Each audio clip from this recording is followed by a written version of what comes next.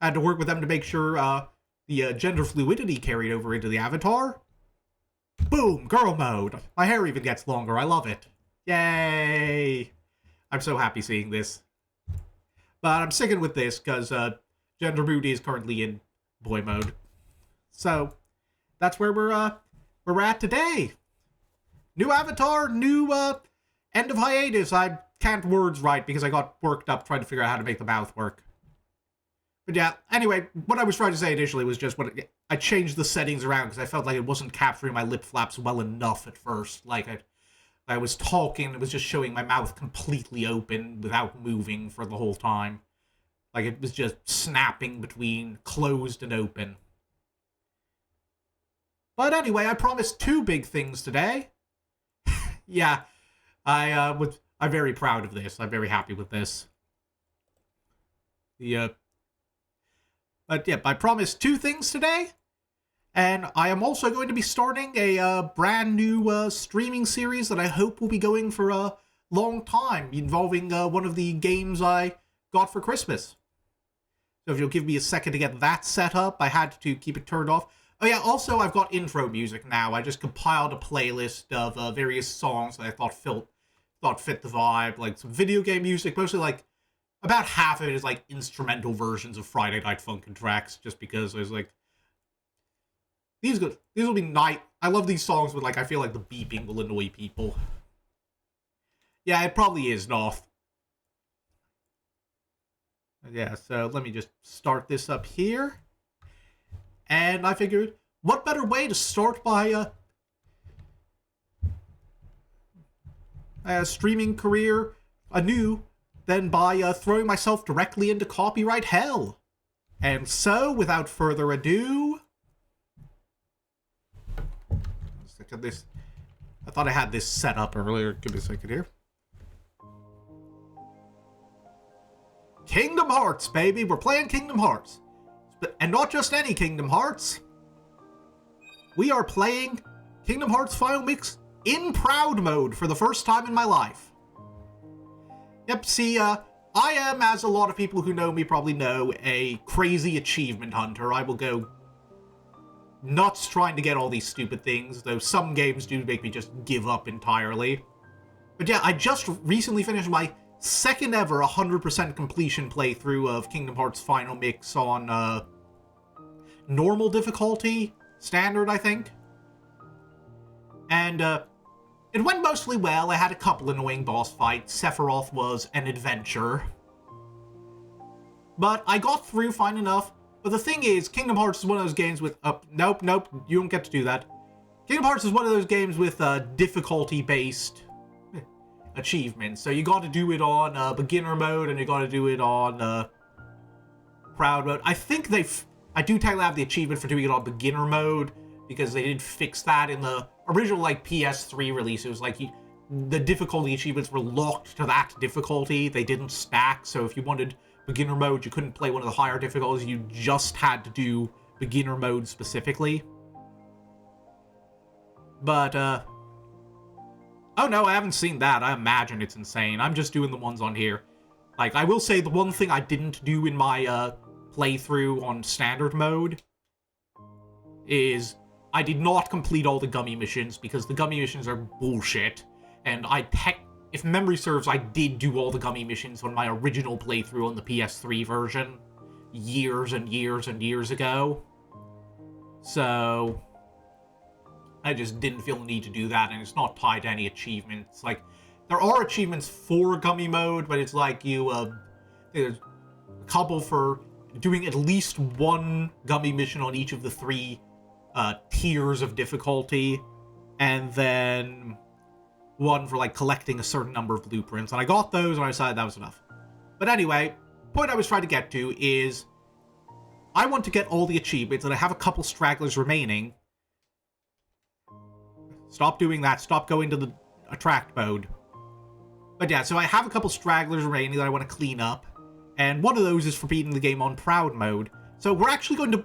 Ideally, we're going to wind up doing 2 playthroughs of this on this channel. We're going to be doing one in Proud Mode to get that achievement. That is going to be hell. Oh Oh yeah, like, it could be worse, I know, I'm just bad at video games.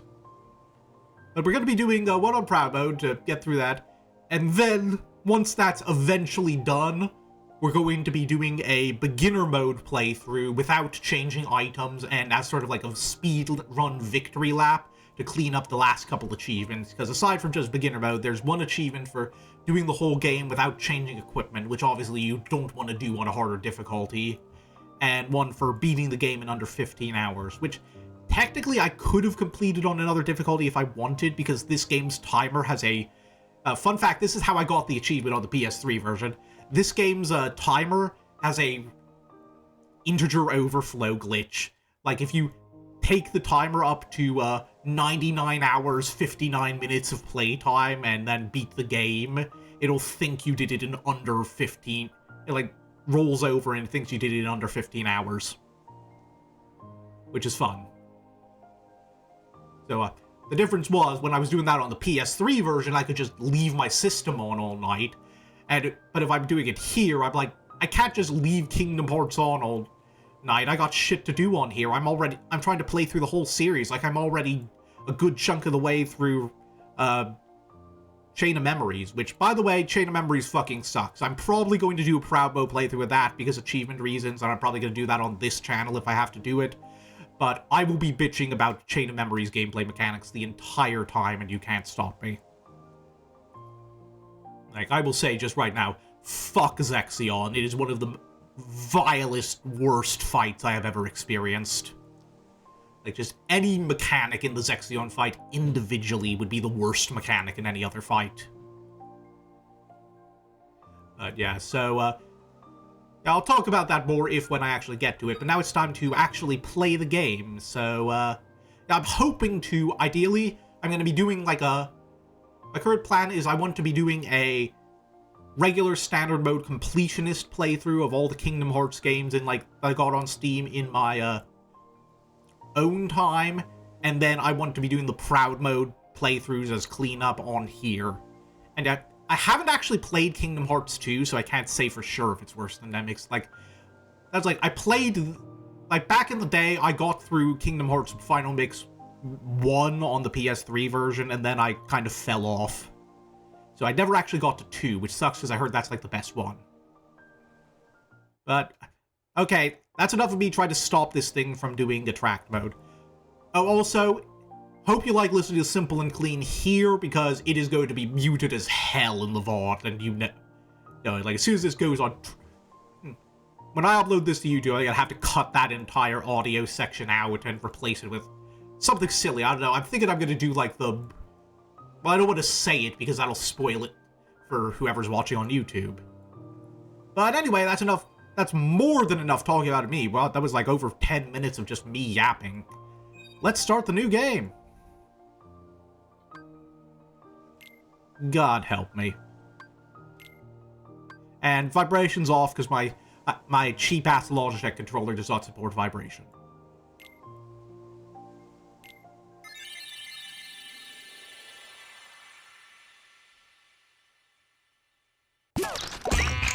I like to sway my head from side to side, it makes me happy.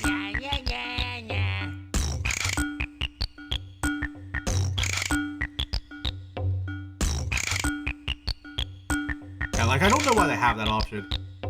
Anyway, Kingdom Hearts in the cloud space.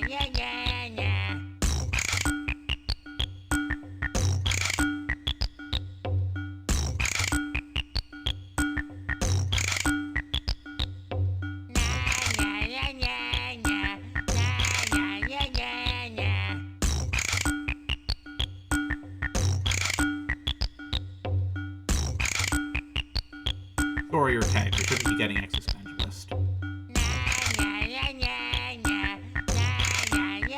Yep, we're getting the Simple and Clean remix. We're getting it here only. You know I'm not bothering with the copyright on YouTube. Oh, is it? Oh, sorry. I might have to fix that. See, the thing is, when I play the game,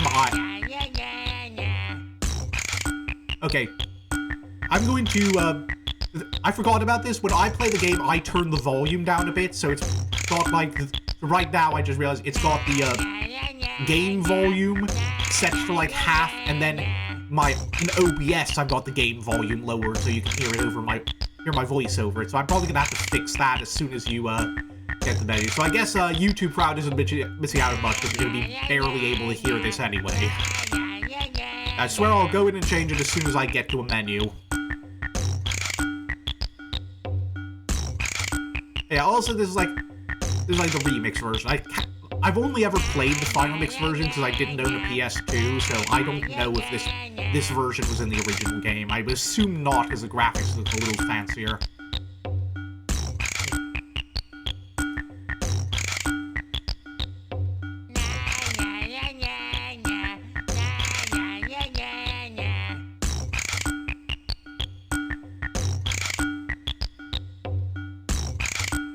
I want to sing along, but one, every time I try to sing this song, I just die on the high notes.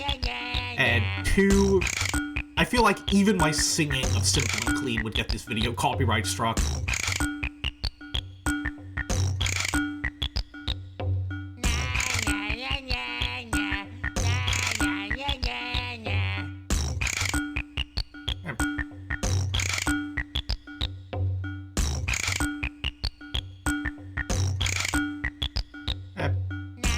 Well, I mean, I'm the bi guy here, so I'm just gonna... I just point out I'm applying the old Sora has two hands rule.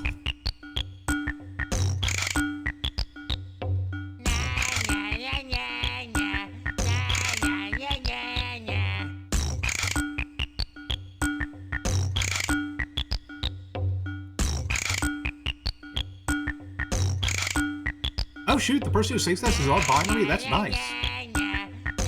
Nice. Yeah, Sora has two hands, and they're both for flipping off Donald because he cast fire on an enemy that heals with fire again.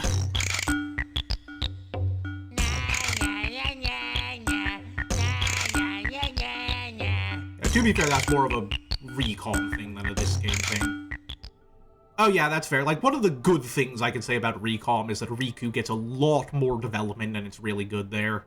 Like, I like his story in there, it sucks that it's in the worst part of the game.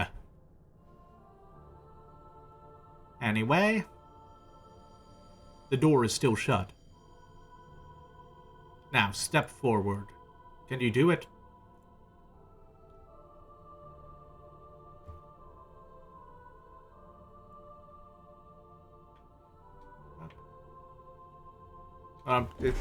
By accident. Yeah, there's like a button on my controller that swaps turns off the control stick and swaps to the D-pad, which is good for some games. So with this game, it's just a fun trap where sometimes I hit it while trying to hit the actual like options button above it, and then it just turns off my control stick until I catch it and turn it off. You know, someone should make a mod for this that replaces the little Snow White tableau here with the Rachel Ziegler version. No particular reason, I just think it would piss someone off massively, and I think that would be very funny. Oh, it's actually funny you asked that, D-Bomb, because I was actually going to talk about doing build stuff here. So, in my standard playthrough, I took shield and sacrificed the staff. I'm not going to do that here. I'm actually going to do almost the opposite. I'm taking staff, and I'm going to, and in a second, once I get through this cutscene, I'm going to sacrifice sword, which seems crazy because big damage good is my usual playstyle. Here's the thing, though. One, magic is really fucking useful in Kingdom Hearts, and you do not want a build that just says, hey, you get less magic than everyone else.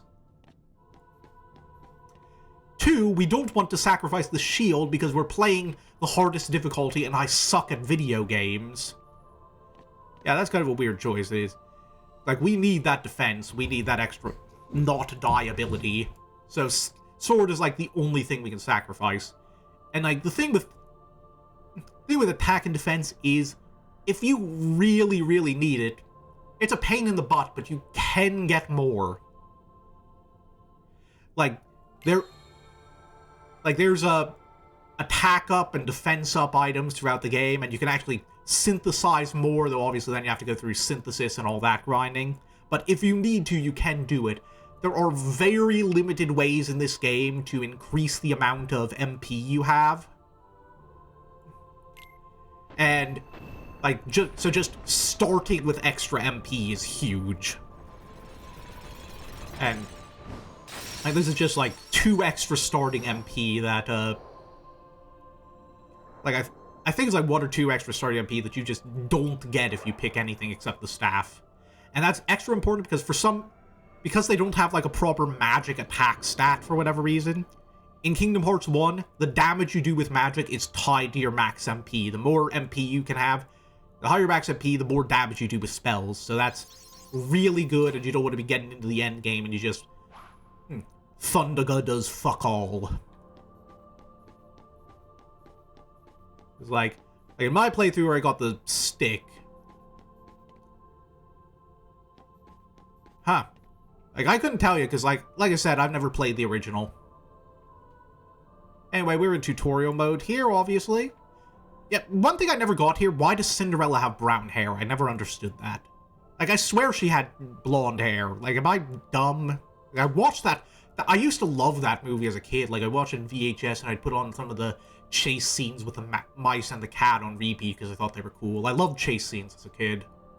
Like, I know one time we rented Robin Hood. Well, not rented because it was from the library. We borrowed Robin Hood from, like, the public library on VHS, and I darn near wore out the tape. There's, like, a big scene of, like, the archery contest in the middle of the movie, like, a big chase, chaotic scene, and I rewound that, like, 50 times in a row until Mom made me stop. But yeah, also, there's another reason that choosing magic isn't a total death knell for damage dealing potential in this game. Like, it's not in the original version, but in Final Mix, we'll get to it when we get to it, but there's an ability you get that is very good if you prioritize magic, and makes your melee combos do a lot more damage than they otherwise would. Okay, so we're going through... Oh, that's one thing I'm not going to miss from Recom, is that now when I kill an enemy, I just get the experience without having to manually pick it up. Hey, Shiro! Welcome, welcome! Glad to have you here! Oh, wait, you were here before, weren't you? I forgot who all was here at the start. I cannot imagine why. I'm not getting, any... But, oh yeah, I was saying, Kingdom Hearts Recom, that's, like, one of the many really fucking stupid design choices in... I think it's in the original Chain of Memories, too, but Re-Chain of Memories as well. It's just, like, Oh, there we go. But yeah, Re-Chain of Memories is like... Yeah, when you kill an enemy, you don't just automatically get the experience points. Like, the experience turns into gems and bounces everywhere, and you have to manually pick it up before it disappears, or you just don't get the experience from that enemy. This is not even, like, the 10th stupidest design choice in Chain of Memories. Yeah, but trust me, when I get to that playthrough, eventually there will be plenty of time for me to bitch about Chain of Memories. Yeah, Twitch just does that sometimes. Anyway, invisible door.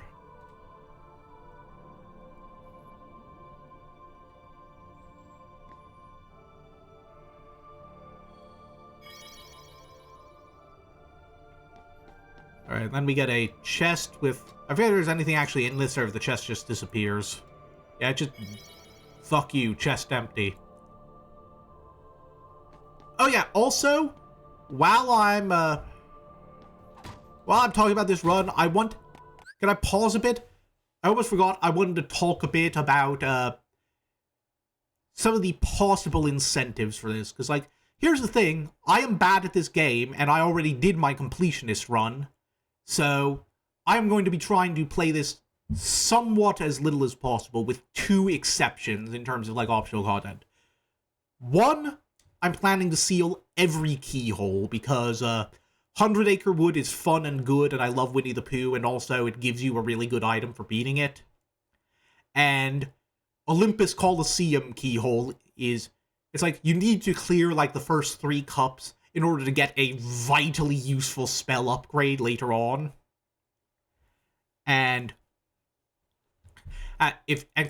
since clearing those cups also gives you the means to seal Olympus Coliseum, that's like, why would you not just do that while you're there other than to make a point or something? So and those are the only, like, really quote-unquote optional keyholes. Like, I guess technically with, like, Olympus Coliseum and Wonderland, or, what are the other ones that are in that, like, little loop? Halloween Town and Atlantica, you can technically skip one or the other and just, like, go through, I guess, but, like, you're missing out on a lot of experience if you do that, so I don't want to do that on hard mode either. So yeah, that's my thing, is, like, I'm not going to be going out of my way to complete this, but 1, I'm going to be sealing both of the quote-unquote optional keyholes, and 2, I'm picking up all the Dalmatians. Like, I'm tracking them all down and needed, for the obvious reason that just, like, I mean, I don't really need to be coy about it, it's just, you need that to get Eroga, and Eroga is just a fucking I win button in Kingdom Hearts 1. So I'm going to be doing that. However, I want to at least, like, give the incentive for, people to... I want to give the incentive for people to make me do stuff I don't want to do, while also just making it unlikely that that's going to happen so that I don't have to do it.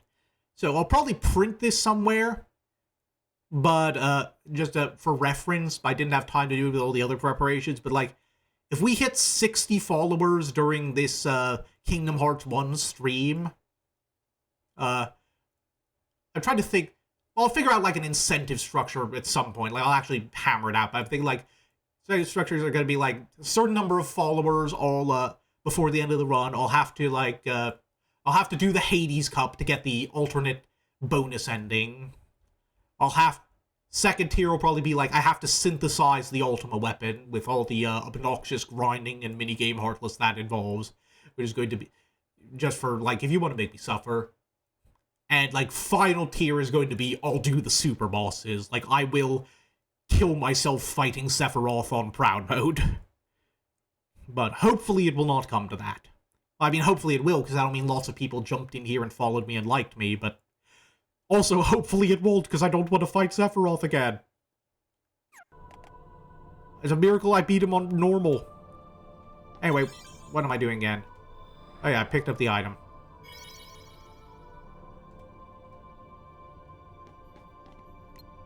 Oh right, I've got an actual good lock-on mechanic now because I'm not playing Recon anymore. That's going to take some getting used to.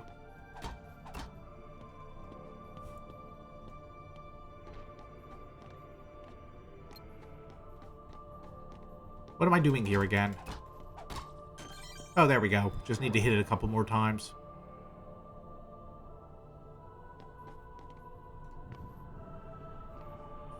Oh, also, while we're talking build, I don't know what's optimal for a, I don't really know what's optimal for a Proud Mode playthrough where I'm not going to be going out of my way to do a lot of, like, leveling or whatnot, or going after optional objectives if I can help it. But, oh, 1 second, D-Bomb got flagged for saying a no-no word. Let me just allow that through. But yeah, so I don't know what the optimal one is, so I'm just gonna go with middle of the road experience progression. Hello, Selfie from Final Fantasy game I haven't played. Oh, 1 second. Sorry, having some trouble with OBS for a second. I've heard 8 is good, it's like the... I've not gotten to a lot of Final Fantasies. I haven't even played 7. I played a bit of the first chapter of the remake, and then I kind of fell off that and never got back to it. Now, the only Final Fantasy I've played is I've played 14, obviously. I kind of fell off that because just the story...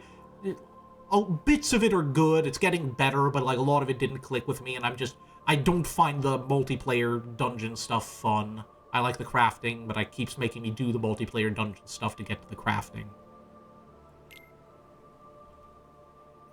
So, there's that.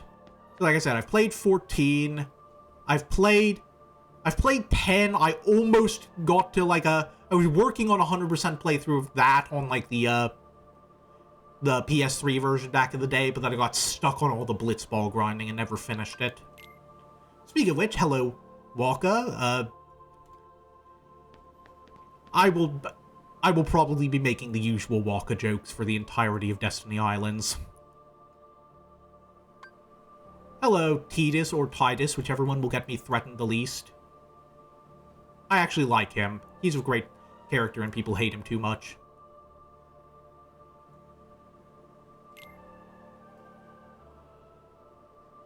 But yeah, so I've played 10, I've played 14, and I think the only other one I've played is 16, where I didn't get to the DLC, but I did beat the whole thing, and that one was like one of the best games I played all of last year. I loved that one.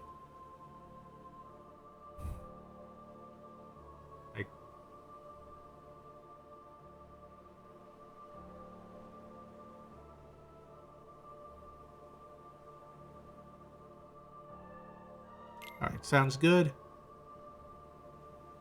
Just...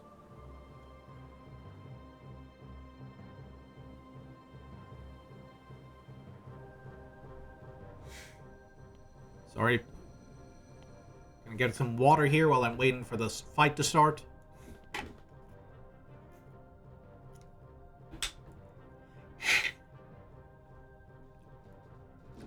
Okay.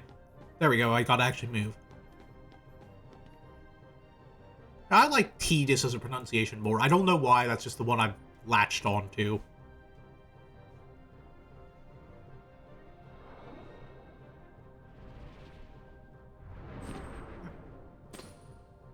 The Disney princess, where very few people know her actual name, because everyone just calls her Sleeping Beauty. Like, I was like...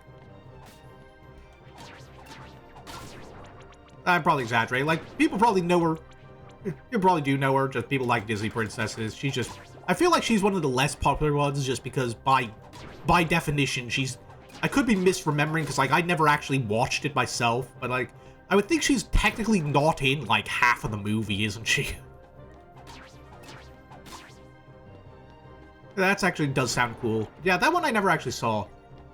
It's a shame, because I love Maleficent. Like, you know me... Call me Electric Light Orchestra, because I am all about that evil woman. Which, honestly, is a line I was kind of hoping to save for Larxene in the next game. Like, yeah, that's the worst part of playing, aside from all the gameplay choices, that's the worst part of playing Recalm this late, is that I'm becoming a Larxene simp over a decade after the last game where she was actually relevant.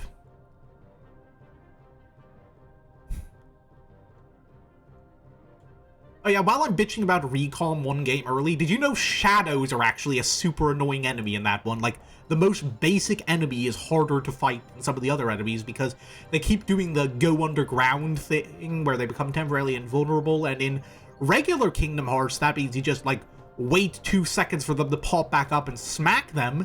In Recalm, that means you've wasted, like, 3 of your, every time they do that right before you attack, you've wasted one of your limited number of sword swings.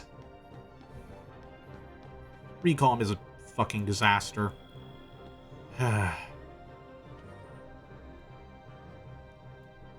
Anyway, dark side time.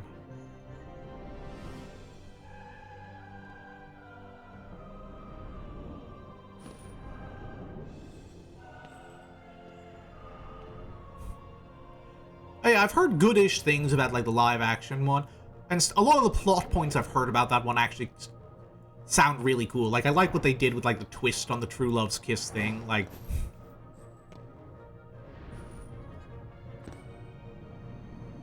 I heard the sequels are kinda ass, though, but that's to be expected. Yeah.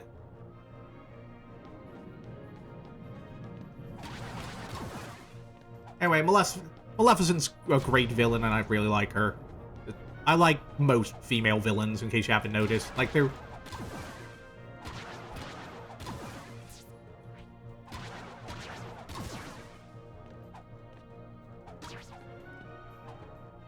I think there was, like, at least one sequel, and then I think they might have did a third one at some point that I've heard of. I could be making stuff up entirely. I don't know. Yeah, that's got a deep Chiro. Yep.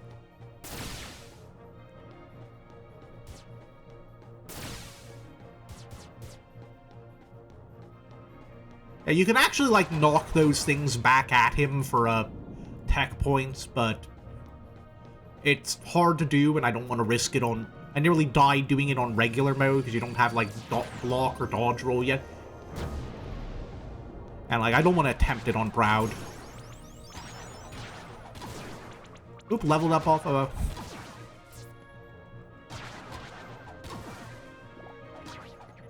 a shadow.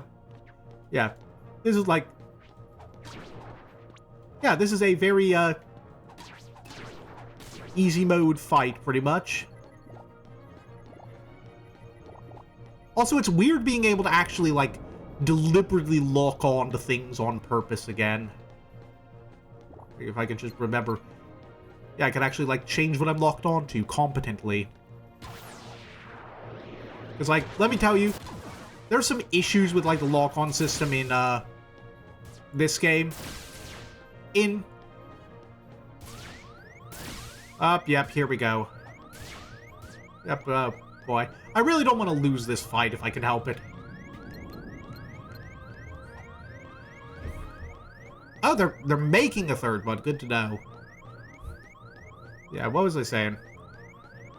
Yeah, in Kingdom Hearts Recall, it's just like, it is between God and the spaghetti code what you're aiming at. Like, it just decides what enemy you're targeting. And then you just have to live with that. Ah, phooey. Well, that's a promising sign. I was hoping I'd get the experience for taking him out, but guess not. I'm not gonna redo my whole save just to kill him the first time. But yeah, a bit of level grinding may be warranted.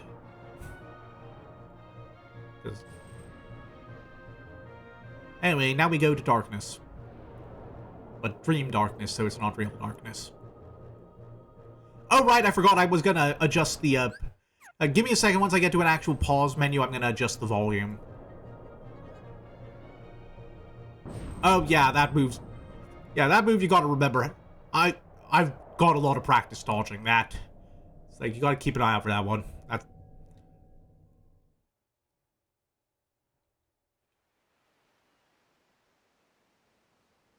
Alright. Anyway, welcome to Plot Relevance Island. How plot relevance are you?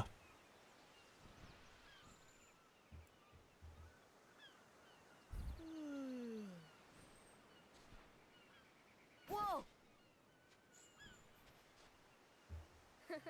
Give me a break, Kyrie. Sorry, you lazy bum. I knew that I'd find you snoozing down here. No, this huge black thing swallowed me up. I couldn't breathe, I couldn't... Ow. Are you still dreaming? It wasn't a dream. Or was it? I don't know. Yeah, that's another thing that's like Whiplash coming here from Recall, but it's like they voiced the English version of Chain of Memories after like Haley Joel Osment's voice dropped, so like we're suddenly back to an entirely different voice for Sora. I don't remember. Nothing at all? Nothing. You ever want to go back? Mostly I just remember a lot of really long and inconvenient elevators. Really? But you know, I wouldn't mind going to see it. I'd like to see it too. Along with any other worlds out there. I want to see them all. So what are we waiting for? Hey! Aren't you guys forgetting about me? So, I guess I'm the only one working on the raft. And you're just as lazy as he is. So you noticed. Okay, we'll finish it together. I'll race you. To be fair, like the Kidding. Ready? Go! to be fair, I think like the remade Chain of Memories came out like after Kingdom Hearts 2. That's like weird. Because he still has he still has, like, his Kingdom Hearts 1 model in that game, because they just reused all the assets, so... Sora just... He looks like Kingdom Hearts 1 Sora, but he talks like he's, like, 3 or 4 years older.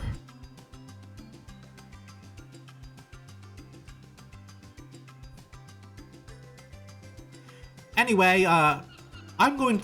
In order to make the playthrough fun for everyone and to make jokes about them during them, probably, I'm going to not be skipping the cutscenes on my Proud Mode playthroughs. I'm going to be sitting through them. Anyway, let's talk to Kairi.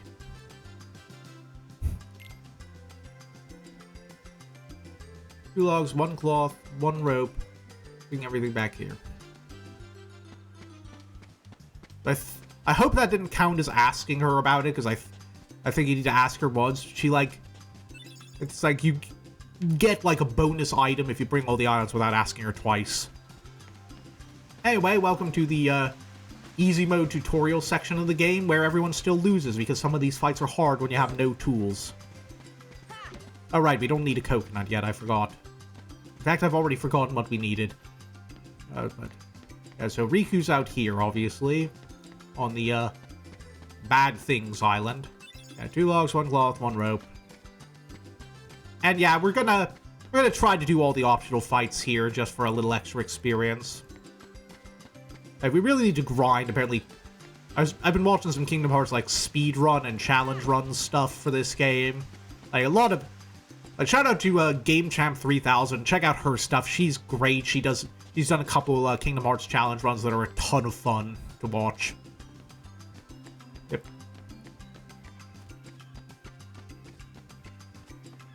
Oh, I forget where everything is. It's been a while since I did this part, so I'm just kind of wandering around. I think the rope's over here, and I remember the cloth is in the tree house, because I forget, what all you could do in that game. Or, sorry, I remember struggling to find that.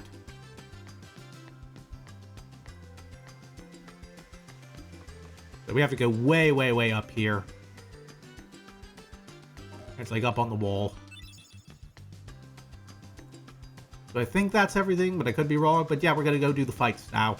And hope I don't fuck them up too badly on Proud Mode. Yeah, let's do Selfie first. But I was gonna say, in like a lot of challenge runs, and particularly some of the like ones where people try to do, try to hit level 100 still on the Destiny Islands, Tidus is actually like the best person to fight, because you can like, if you do a certain movement pattern, you can parry his sword swing over and over and over. It's the fastest way of getting experience at this point in the game. The breeze feels great. I do not know much about you, except you have a jump rope in this game, and I think you like trains. Okay, don't hold back. You ready? Oh, I thought I could parry that.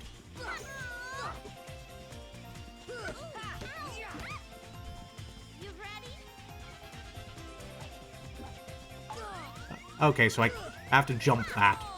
Okay, so that's a great sign.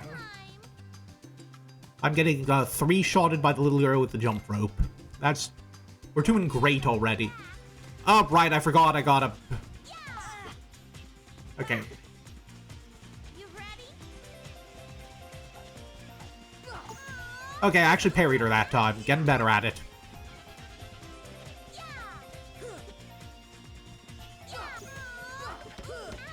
Okay, you gotta get good at the parries of this, it looks like.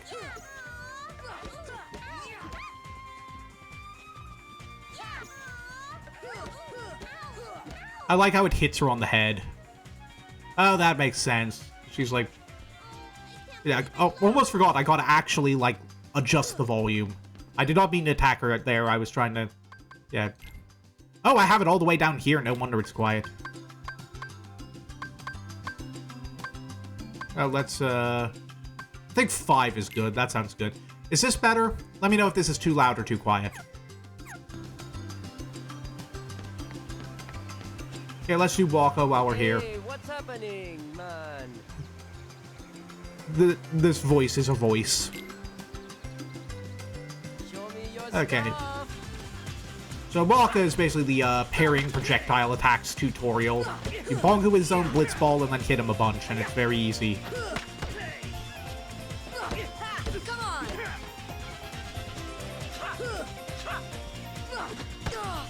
It's very easy if you get the timing right. It's very easy if you get the timing right. It's very easy if you get the timing right.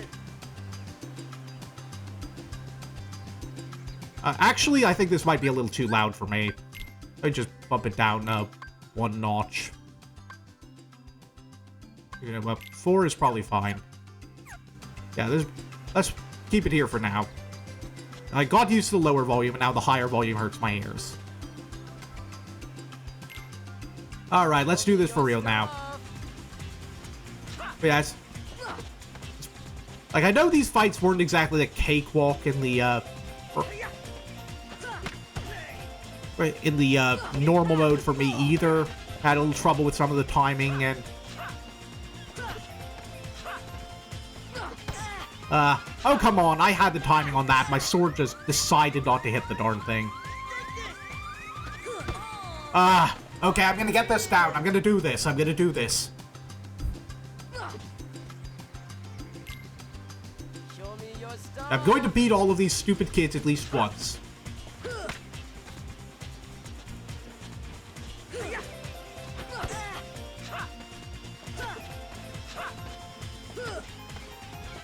Okay, I think I'm too close, especially with the arc. Okay, I gotta lock out him, I think. Okay, it's supposed to be hitting him. There we go. Oh, come on, that didn't even give me time to dodge.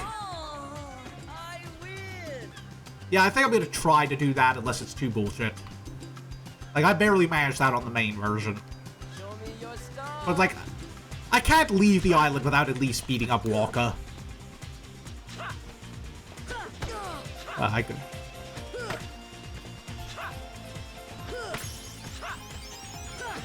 There, see? We got a level up already. We're improving.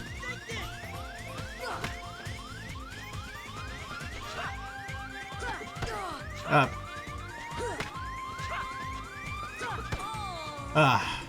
win. I'm getting better at this, I swear. Show me your stuff. Oh, you know what part of it is? I forgot that, obviously, on my original playthrough, I was like... Oh, I didn't notice him throw that.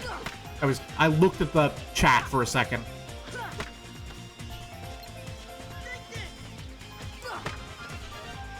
One of these days I'm gonna get that hit. But yeah, my original playthrough, obviously I was, Oh,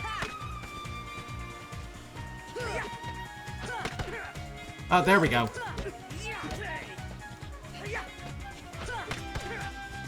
Now, in my original playthrough, obviously I picked the shield as my starting option so I could have more health and defense to start with. Okay, I'm getting better at it now. Haha! Now that was good. Right, I think that hit right in the nuts.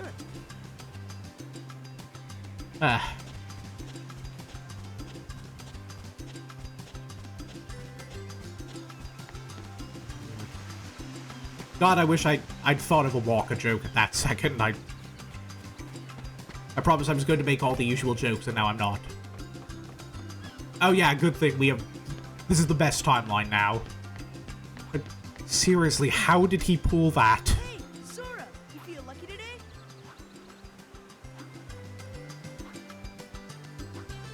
Alright, so, You're going down.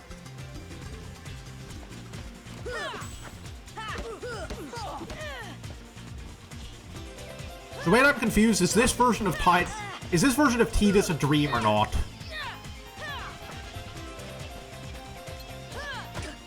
Come on. Yeah.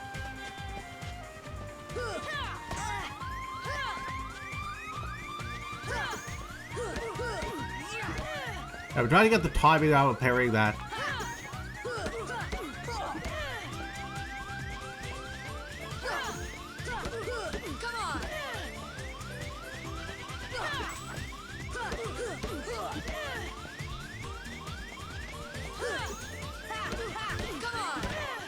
Hey, I think I'm doing pretty good here. They're doing like little... I'm right over here. It... I'm sorry, what was that about me about him kicking my butt? Oh man, I'm really off today.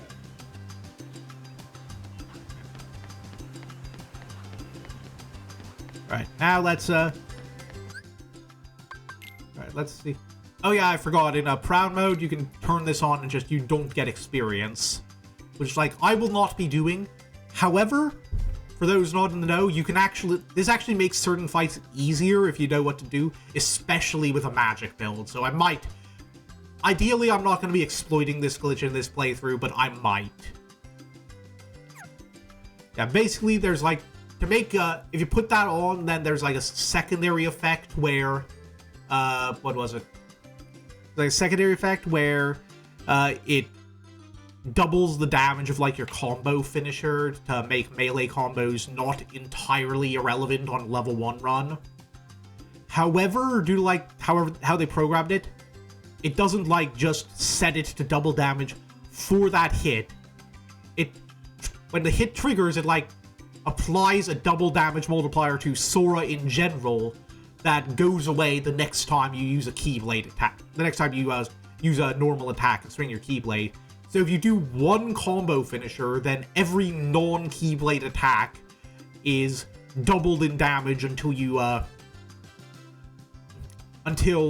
swing your Keyblade again. So you can just hit them with one combo and then like early game spam fire at them and annihilate their health, or like later game just summon like Mushu or one of the other high damage summons and delete them. But wait, hold on. Do we have any shared abilities yet? Nope, that's just there. Alright, let's go for it. I'm gonna die. I'm getting jumped by elementary schoolers.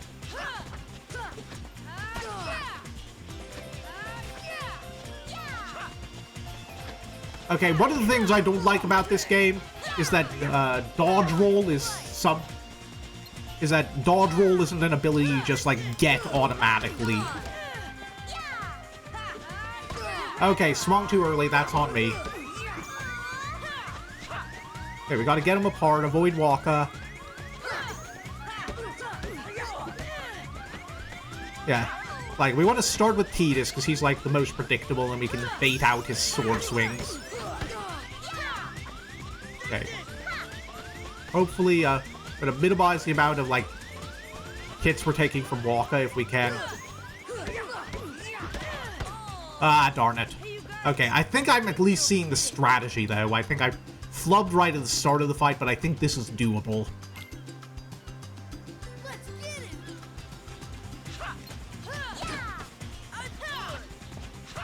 Okay, so...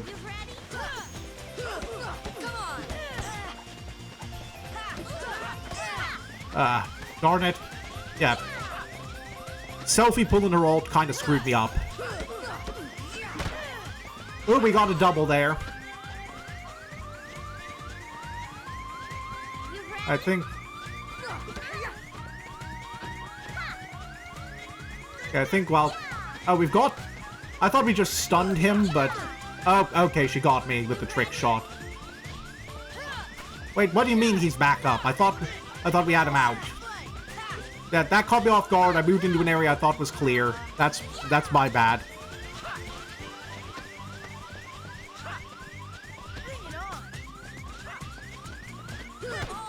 Ah, phooey.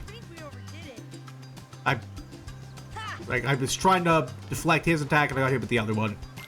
Okay, but I think this is doable. I think I can do this. I thought Tidus was out for the count, and I let my guard down.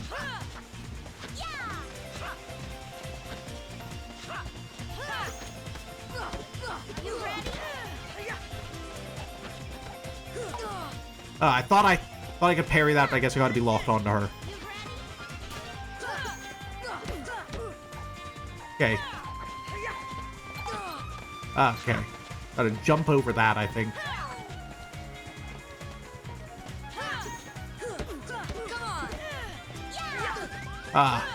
Wasn't really anywhere I could move there. Okay. Walked right into that. That is entirely on me.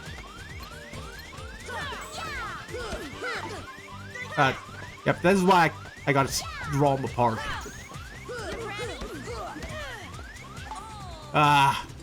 Yeah, it's like, that's the problem. It's like I get locked into an animation and then I...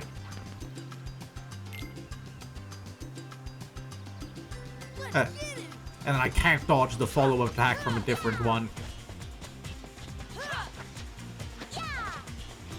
Okay. Ideally, I want to be somewhere I can see all of them.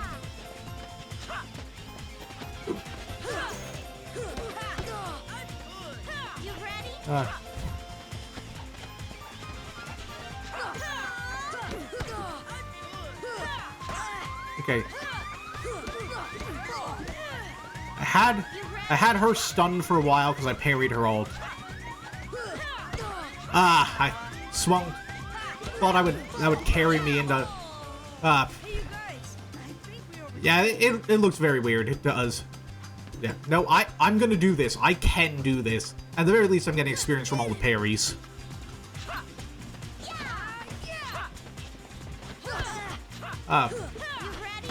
Okay, that was a bad play right at the start. This is not going to be the run. Okay. I keep missing the time. I was doing good for a while, and then I keep missing the timing on the parry. But no, I can do this. If I can't do this, I'm not going to beat the rest of the run. I would rather not imagine that, D-Palm. I think I should time you out for that alone.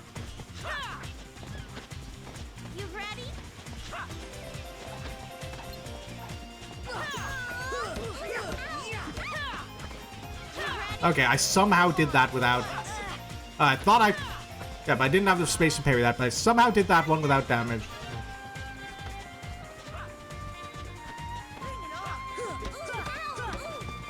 Okay. I think I gotta be ready to switch the, dang it, I locked onto the wrong one. But yeah, I think it's like... Gotta mostly be, locked onto, her, but... Yeah, I want to mostly be locked onto Heartless, but then... darn it. I think ideal strategy here is I want to, like, kind of switch between them depending who's closer.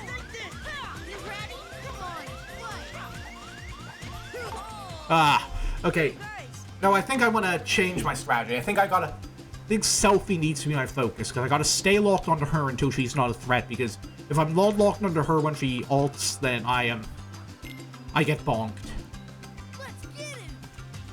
And I want to stay locked on her because Heartless is easy to predict. Like, he's always going to be running directly towards you. He's easy to predict, he's easy to parry, he's not the main threat. So we want to take out... We can take out those two first, then he's easy mode. Okay, I gotta master the timing on that.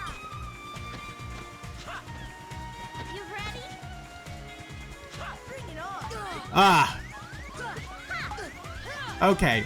I have not mastered the timing on that.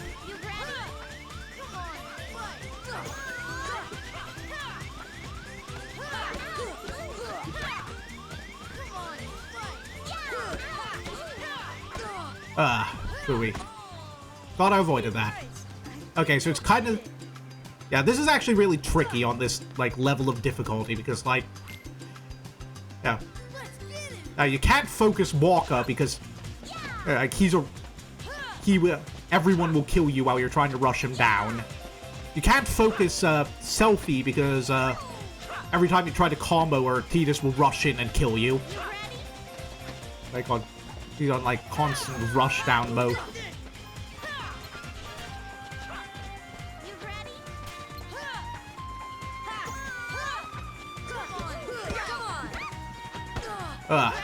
Okay.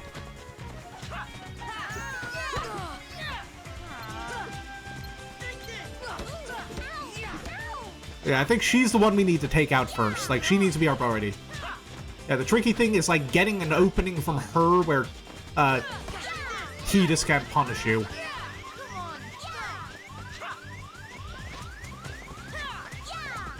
You ready? Bait her into doing that. You gotta bait her into doing that attack. Then, You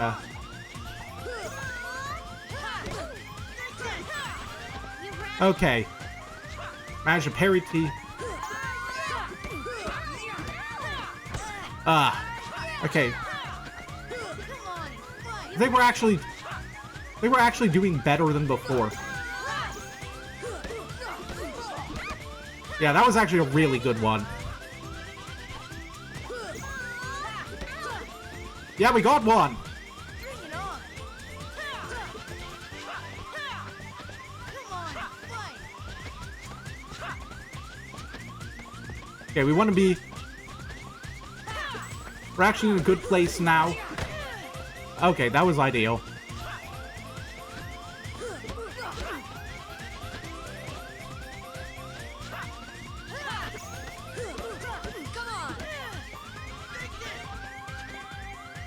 Okay, we're actually doing really good now.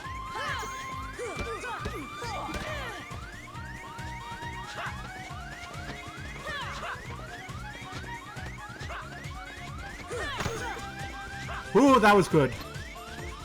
Yeah, we might actually pull this off. I'm going to be very mad if I lose to Waka here.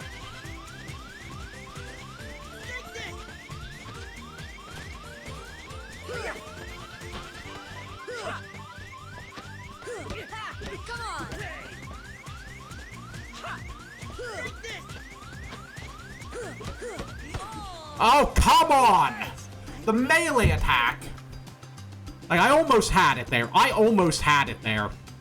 Like, I can't leave it like that now. Like, I can't just rage quit now. That's like proof I can do this.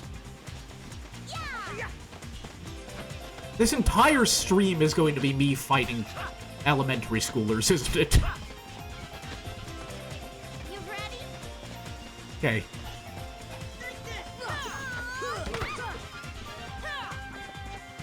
Okay, yeah, we're getting the pattern here. Selfie's got to be the priority. We, bait her into her ult, and then we can usually parry the follow-up attack while we're hammering her. You ready? Ah! Okay, that's bad. Already bad.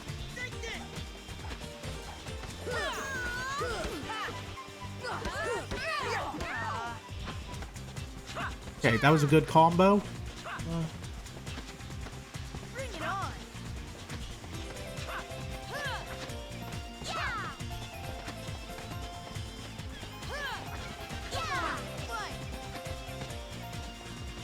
You ready?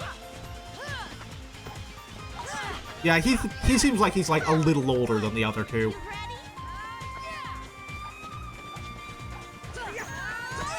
Ah.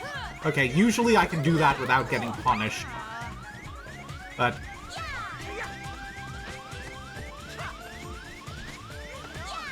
Ah! That's not good. Okay, she's starting to...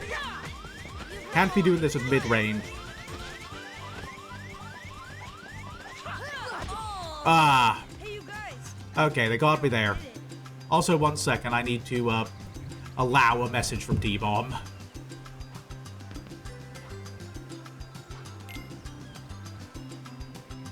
Let's get it. Okay. I'm looking at the time now. I'm gonna say if I... Okay, that was me. I just got stupid right at the start. Yeah, I'm looking at the time now. Alright, I was hoping that would be parry, but yeah, I'm thinking... I've set like a time limit where if I don't get it within a reasonable amount of time, I think I'm just gonna move on and do the Riku fight. Like, You ready?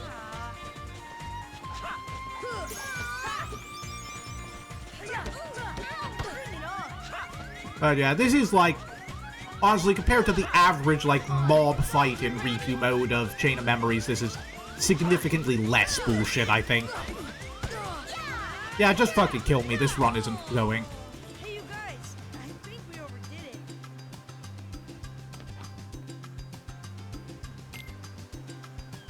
Let's get Okay. What?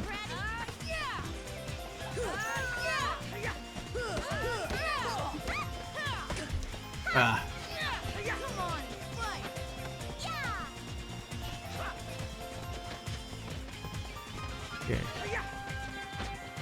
Yeah. Selfie's the key. We gotta bait her into attacking, and then she's easy to stun if we parry her. Okay, we sorry, we interrupted the ult before it could properly start. Ah, phooey.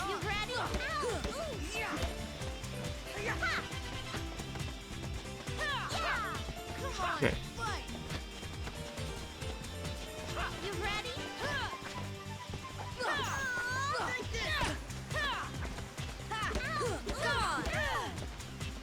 Okay, that was a good combo.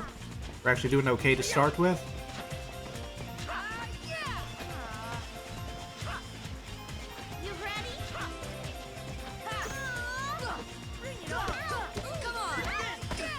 Okay. Yep, that was always happening. Oh, come on, I had that. I had the timing on that. That was bullshit. I was robbed.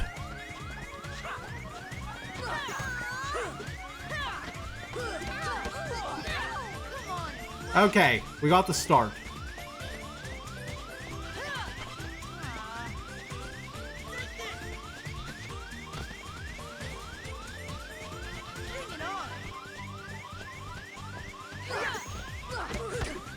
Okay. Actually, I think we need to focus Walker. He's the problem one.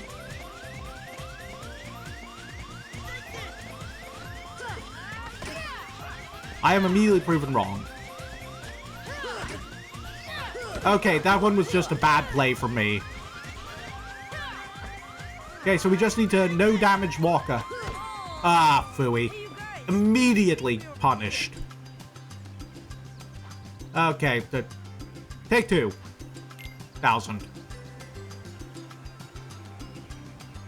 There's I didn't even know there was more than one Dragon Quest Monsters game. I think I vaguely remember seeing advertisements for one on the DS or something when I was a kid.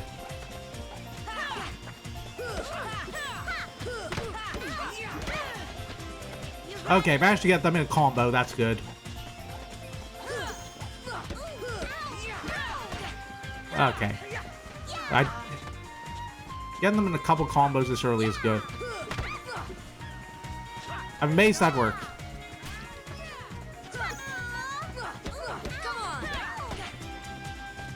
I think I need to play a little more aggressive with her.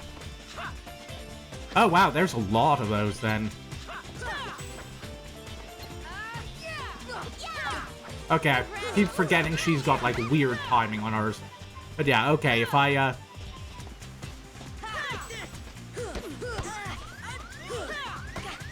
okay.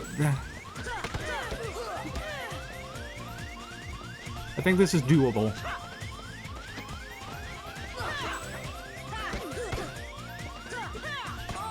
Okay, that was a fuck up on my part.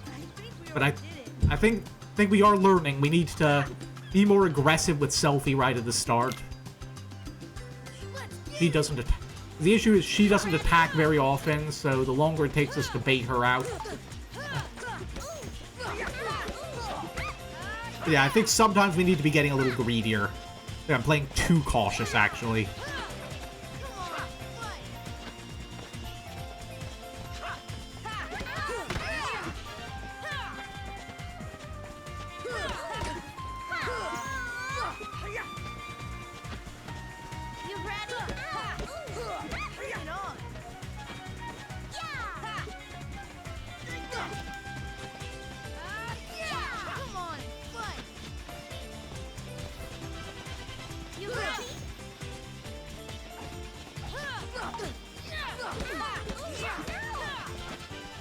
Yeah, I think if we get hit with the ult, we need to counter immediately. Get a little damage in since we've already lost some health.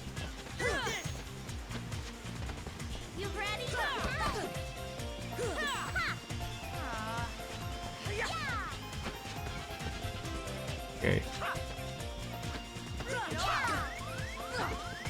Ah. Yeah, that one attack of hers keeps throwing off the timing for me.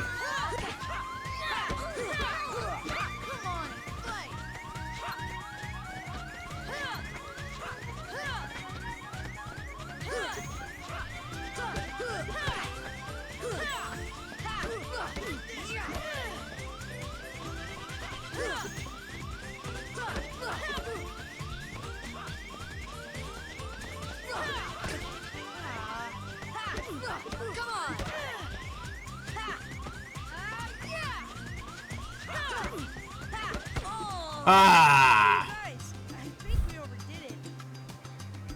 Okay. This is doable, I swear. Let's get it! You ready? Yeah!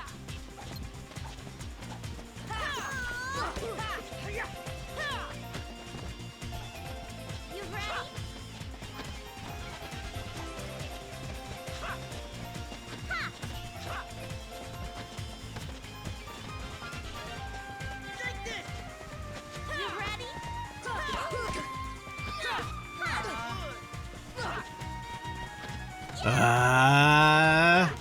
Almost have it. Bring it on!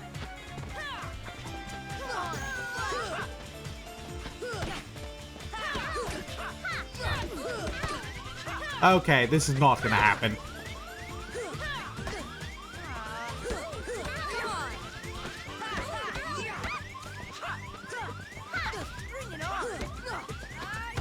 I just kind of gave up on that one. I was just mashing. Yeah, I think I don't want the entire stream to be just this, so I'm gonna throw in the towel and admit defeat here. Like, at the end of the day, the point of those fights is to get experience, and I got some experience, so it's not a complete loss. Like, I will say, the big problem we are having this early in the game is that it's just the natural result of going with a magic build is we don't have the resources to do anything with the magic points we have yet. That will change. This is going to get a lot easier later, I think, but for now...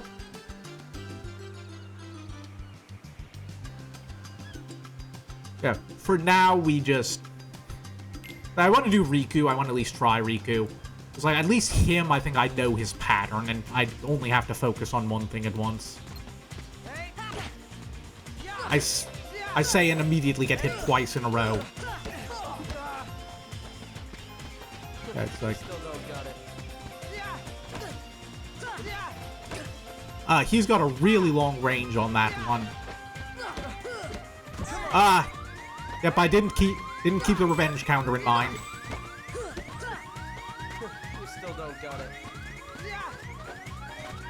I climbed the tree by accident and somehow that worked. That's like... Ew. Okay, I gotta keep the number of hits in mind. Don't tell me you're giving up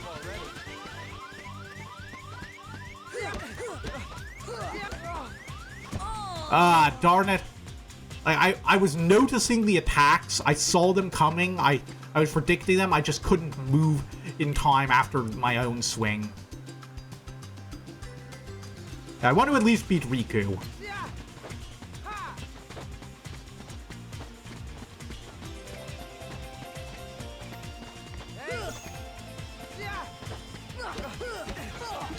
That's 3. It attacks after every 4th one.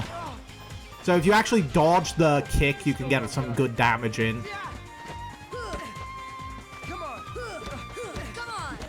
Like, you kind of want to get him in that loop where you hit him once and then you hit him once and it sends him into the jump kick.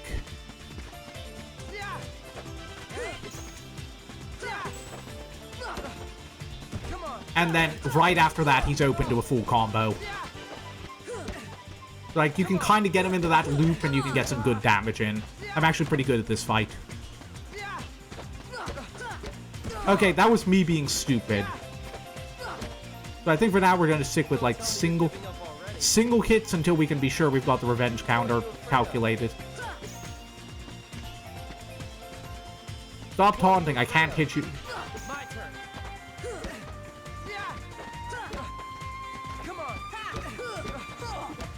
Okay, so now we need to hit him with a 1-er. Yeah, that was on me. Oh, there we go. Thought I got him. Really? I thought I was still at 1. You still don't got it.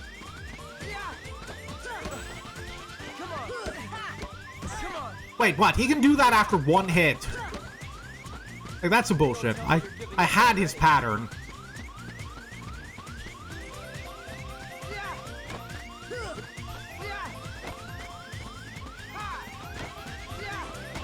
Okay, I'm playing smart. There we go, got him. Ha, see, only 2 tries. See, that I'm good at. I have resources for that. I know the patterns. I can do that. I'm not completely bad at video games, just mostly bad at video games.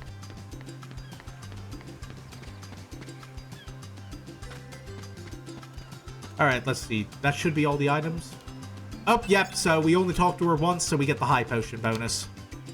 Thank you very much. But yeah, I think that's a good start. I already took a lot longer than I wanted. So, Kyrie's home is out there somewhere, right? Could be. We'll never know by staying here. But how far could a raft take us? Who knows? If we have to, we'll think of something else. So, suppose you get to another world. What would you do there? Well, I haven't really thought about it. It's just, I've always wondered why we're here, on this island. If there are any other worlds out there. Why did we end up on this one? And suppose there are other worlds. Then ours is just a little piece of something much greater. So, we could have just as easily ended up somewhere else. I don't know. I don't really have anything to say about this cutscene. It's just there. That's why we need Like, to go out there. And it's find intro out. stuff. We all know this. Just sitting here won't change a thing. It's the same old stuff. So let's go. You've been thinking a lot lately, haven't you? Thanks to you. If you hadn't come here, I probably would have never thought of any of this. Kyrie, thanks. Honestly, it's You're like, welcome. I know they're kids and it's cute, so I can't complain too much, but like, the plan here is to build a wooden raft that will take us into space. You wanted one, didn't you? Like, we're going to get our little castaway raft, and we're going to go to other Their worlds. destinies become intertwined. They'll remain a part of each other's lives, no matter what. Come on, I know you want to try it. What are you talking? Do it, Sora. Eat the homosexuality fruit.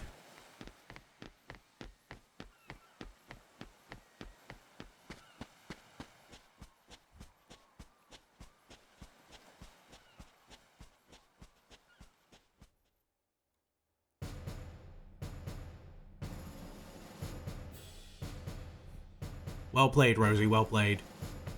Oh, my eyes got locked closed there for a second. Oh god, even just this whistle is probably copyrightable.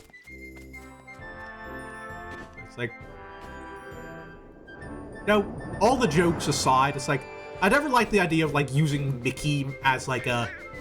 Whenever, like, people making fun of Disney use Mickey as, like, a representative of, like, the Disney company as its most evil. It's just... Like, I know he's their mascot and all, but it's like, come on, it's Mickey. I like Mickey. He wouldn't do that. He doesn't like these guys either. Like, he's been trying to get out of the copyright vault for decades now. Like, he just got, like, his... Yeah, he just got, like, his, old Steamboat self out, but he's, like, he's been fighting this fight for years. Like, he hates him as much as us, I think.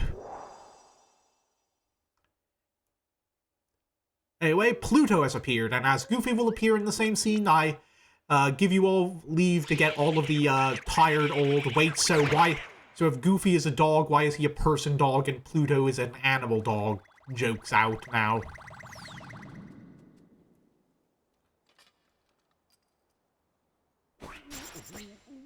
I don't think I want to imagine every single cutscene running 12% slower.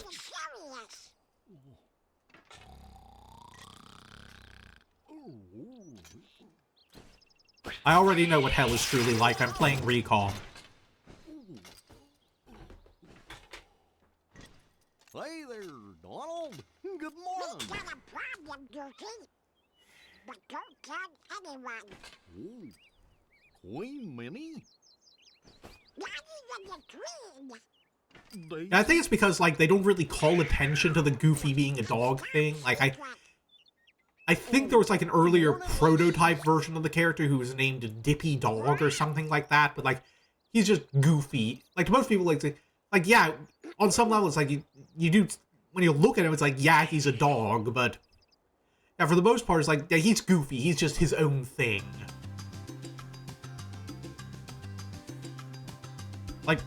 Like, that's not a dog, he's a grown man with a son. Like, he went to college, he was in a skateboard tournament, it was a whole thing.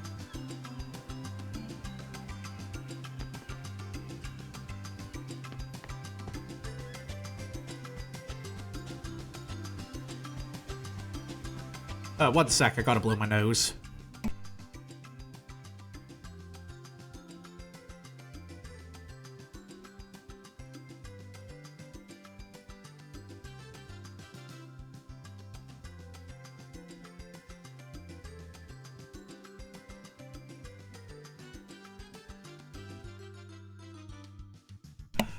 Blew my nose so hard this sprite looked for a second.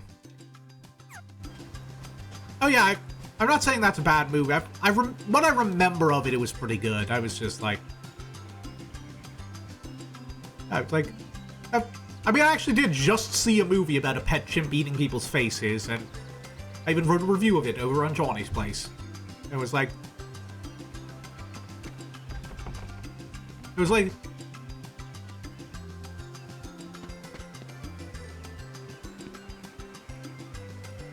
Alright, let's do this. So, I will regret to inform you the worst is true in this case. And this is one of those games that doesn't let you give stuff naughty names even in single-player mode, which is bullshit. So, I was unable to name our raft the Dick Butt in my first playthrough.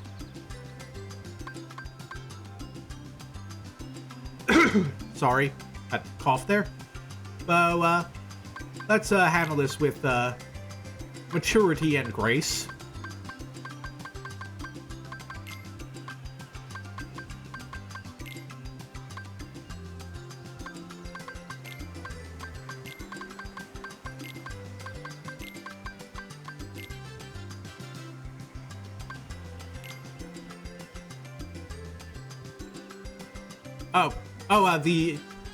The Chimp movie? Oh no, it was nowhere near in the wheelhouse of Skillhouse.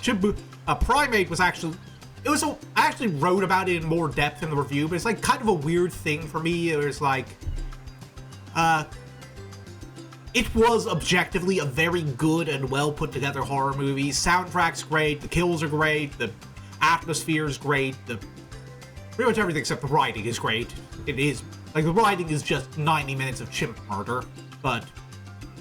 And the only issue... The two big issues were, one, the main characters are super rich, so I wanted them to die by definition.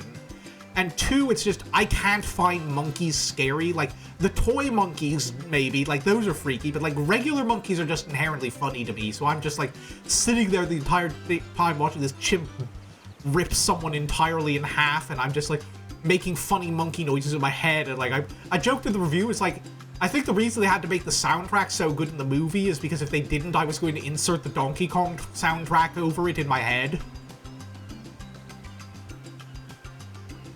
I should screenshot this. I'm not going to, but I should. But yeah, Primate was good, and it was a good start to the year. It personally wasn't something like I could find scary, so I gave it kind of a mid-review. Going to another movie next week, actually. Like, Iron Lung's finally coming out, and you know I ordered my tickets for that a month in advance, because I am seeing that. I am, like, as far... I know we joke about, like, all the YouTube gamers inevitably turning out to be awful people, but, like, you gotta treasure the ones who are actually good. I love Markiplier. Like, he's a great creator. He's a great person from everything I've seen. He's still pretty consistently funny, even if I don't watch him as much anymore, and... Like, honestly, what I've seen of his, like, actual directing style, he is really good and knows what he's doing, so I'm really looking forward to this. Anyway, we're about to lose this race. Like, I'm going to try to win it so we can name our base gummy ship the Get Fucked Riku. But I've never won this first try on any of my playthroughs. If I win, I'm captain. And if you win... I get to share the Palpu with Kyrie. Huh? Riku, no, you can't share the gay fruit with Deal? Kyrie. The winner gets to share a Palpu with Kyrie. Wait a minute. Okay, on my count.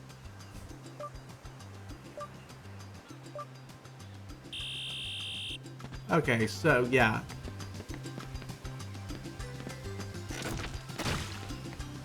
So one of the tricks here is you want to be the one to get the ladder first, so that because whoever, otherwise Riku will use the zip line, and only one person can use the zip line. One of the other tricks is the zip line is a bitch, and if you press any direction while you have it, and just like that, we've lost. Yep, there we go, we've lost. Just like that's what stinks about this race. There's no easy way to retry it without majorly reloading an earlier save. Which I don't even have because I didn't save. I haven't actually gone to the save point yet. It's like inside the little wooden shack. But yeah, that was an abysmal time and we should be ashamed. So, unfortunately, we're naming it the High Wind. Bleh. Yeah, and, I've also heard you can actually, like, pretty consistently outrace him by going up here, but I always fumble on that ledge, so I can never make it. Oh, yeah, I was gonna say, I stumbled over my words. I was gonna say, I've heard you can pretty consistently outrace him by just ignoring the obstacle course entirely and going along the outside rim, but I always fuck up climbing back up that ledge, so I never make it in time. But yeah, anyway, we lose, as always. Yeah, we can redo the race, but all we get out of it is like a little rock we can sell for money. Anyway, also it's very funny that the money in this game is just M-U-N-N-Y, like Winnie the Pooh spells honey. God, I love Winnie the Pooh. He's adorable and wonderful, and I love him. I was a huge Winnie the Pooh fan as a kid, and that has not changed as an adult. Anyway, now we need to actually remember to talk to Kairi and ask her what she wants us to pick up, because unlike the first scavenger hunt, most of the stuff we need just will not spawn unless we talk to her. Got a seagull leg. I'm trying to remember. Seagull egg, fish, coconuts, mushrooms, drinking water. There's probably something else. Yeah, so I remember vaguely where most of this stuff is. Let me just look around here. I think most... Yeah, so obvious one is that cave right over there. We can push the boulder and get a mushroom. I'm trying to... I remember where most of these are. Oh, yes, we can only push the boulder from this side. It's a very picky boulder. Alright, let's do this ledge again. I think I get it now. You have to kind of come at it at an angle.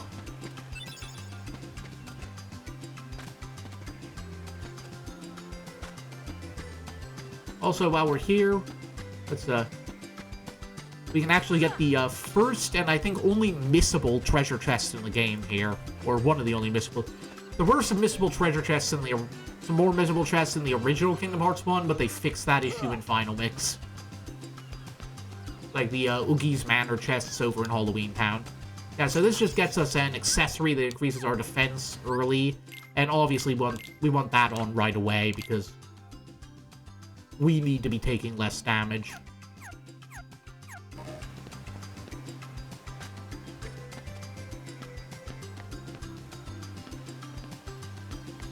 I think this counts for fresh water. Yep, there we go.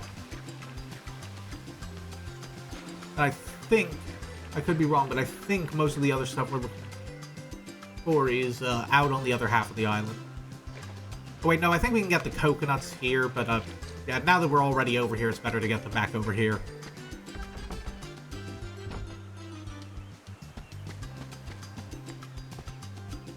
Yeah, we need to be getting some good accessories, which the problem is most of the best accessories are locked behind synthesis, which I really don't want to do in this playthrough unless we hit whatever the incentive winds up being. Because synthesis is a lot of grinding and a lot of scouring for treasure and a big old pain in the tuckus.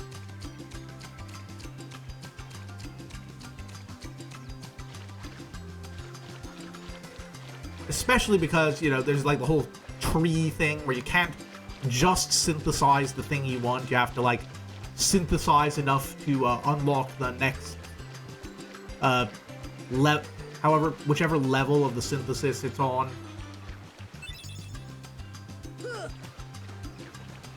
Yeah. If need be, I might do some stuff there, because I know you get some really good magic accessories through like, later game synthesis, so I might try... I think I'll at least check in every now and then and see if we can make anything good with just what we've picked up normally.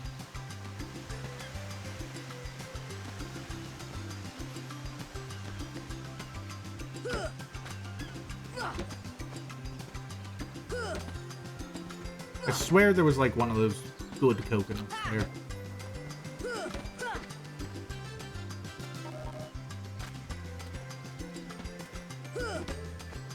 Yeah, it's like, for whatever reason, rather annoyingly, it's like the trees drop 2 types of coconuts, and some of them you can take and some of them you can't.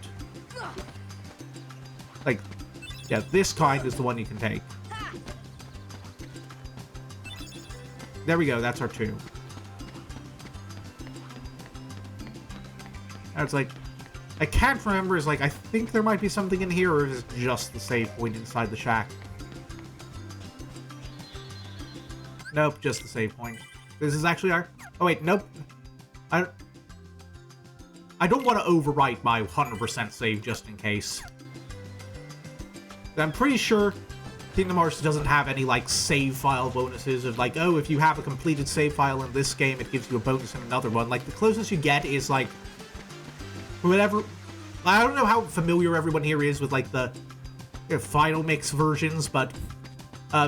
in these compilations, for some reason, some of the games they didn't actually give you in the compilations. They just give you a movie of all the cutscenes, and in particular, one of those they did that with was 358 over 2 days, and if you watch all of the...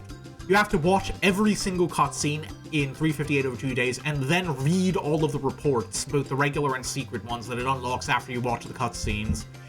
And I know it has to be all of them because I screwed up the first time and there was like one report I missed because of weirdness between the tabs. But if you watch all of those and read all the reports, then it unlocks some extra card pickups in Recom. Anyway, here's our mushroom that is at kind of like a weird janky angle, and it won't let us pick up unless we walk into it exactly right, which is annoying. Anyway, I'm gonna get some water while we watch the ominous foreshadowing movie.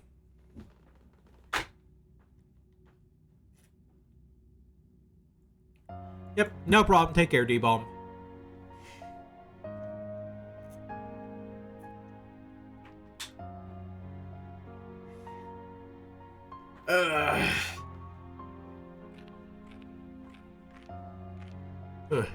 We're an hour and a half into the stream and we're not even out Destiny Islands yet. This is gonna be a ride.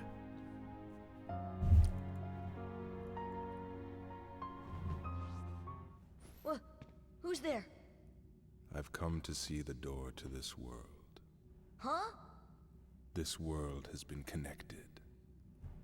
Well, what are you talking about? Tied to the darkness. Hey, I know you. You're part of Organization 13. No, I'm wearing a brown cloak. It's completely different. Well, whoever you are, stop freaking me out like this. Huh? Well, where did you come from? You do not yet know what lies beyond the door. So you're from another world. There is so very much to learn. You understand so little. Oh yeah? Well, you'll see. I'm gonna get out and learn what's out there. A meaningless effort. One who knows nothing can understand nothing. Burn. I'm gonna start saying that to my dad whenever he argues with me about politics.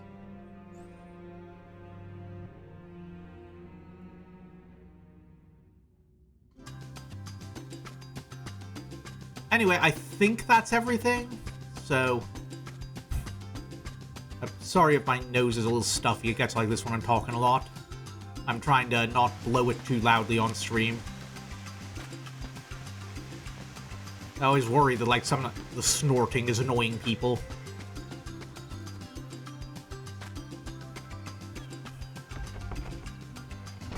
Actually, give me a second here.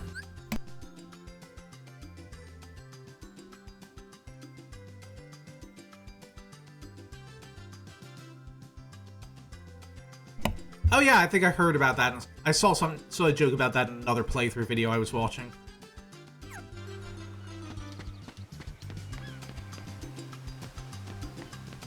I'm gonna be honest. I'm still really kind of in terms of understanding the Kingdom Hearts story, I'm still kind of really confused about what all happened with, like, the end game of Destiny Islands. Like, it still feels kind of vague to me. Like, they're kind of touching on it now at the part I'm stuck on in Recom, where it's like, they're, like, I feel like certain things are pointing to, like, Ansem was the one who opened the door to the darkness and, like, let all the Heartless in, and some other stuff indicating Riku did it, but, like, was Ansem possessing Riku at this point? I feel like they were still separate this early in the story. Like, Riku hadn't gone, like, full edgelord yet. Yeah, I don't know what's going on there. Like, what's Ansem even doing here? Because, like he's clearly here physically in some form, and then when he shows with Riku, he's like some spiritual presence that possesses him. I don't know what's going on there. I don't know, maybe I'm being weird. Anyway, hello, thing that's going to be super important in Recom.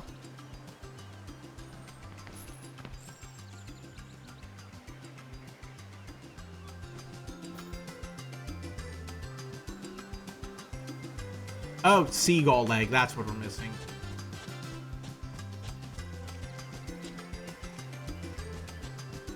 I completely forget where that is.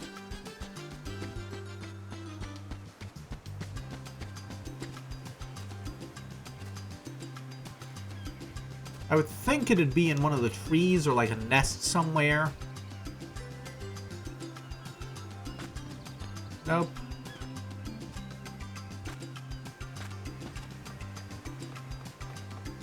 Oh wait, no, now I remember. It's at like the top of that one tree over there, isn't it? I gotta actually climb it. I gotta climb the other one and jump to it. I noticed that, but I thought it was a coconut.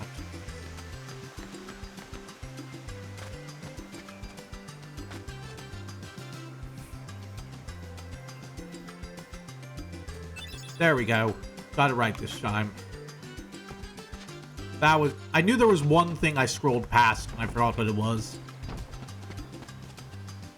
Yeah, okay, so, so far on this Proud Run mode, we've, died to Darkseid in, Dive to the Heart. We've died to, the 3 Final Fantasy characters ganging up on us, and we've lost the Riku race, so we are off to a fantastic start. There we go, and we get a high potion. And now, plot cutscene. You know, Riku has changed. What do you mean? Well... You okay? Also, fun fact, there's a Sora, let's there's a character in this cuts. Huh? Oh, yeah, sorry. Hold on. Just kidding. Sora, let's cuck Riku. Just kidding. You're the one that's changed. Unless. Maybe. Yeah. You know, I was a little afraid at first, but now I'm ready. No matter where I go or what I see, I know I can always come back here. Right? Yeah, of course. That's good. Ah. Sora, don't ever change. Yeah, there's going to be a character in this cutscene who I think does not appear at any other point in Kingdom Hearts ever, It'll be great. from what I understand. Oh, why are my eyes locking closed again?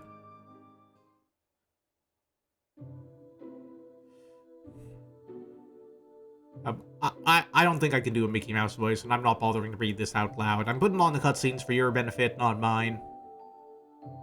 And occasionally make jokes, but... Oh yeah, I forgot the stars are going out. That's...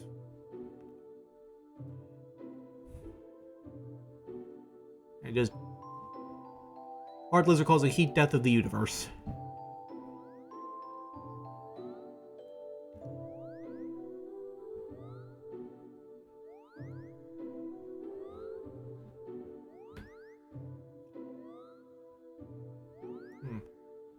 No, all the bees are in the 100-acre wood.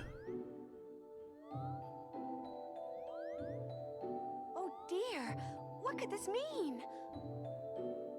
Oh yeah, I was half paying to this cutscene on my playthrough, so I forgot that Minnie and Daisy even got voice actors in this game. You're honest.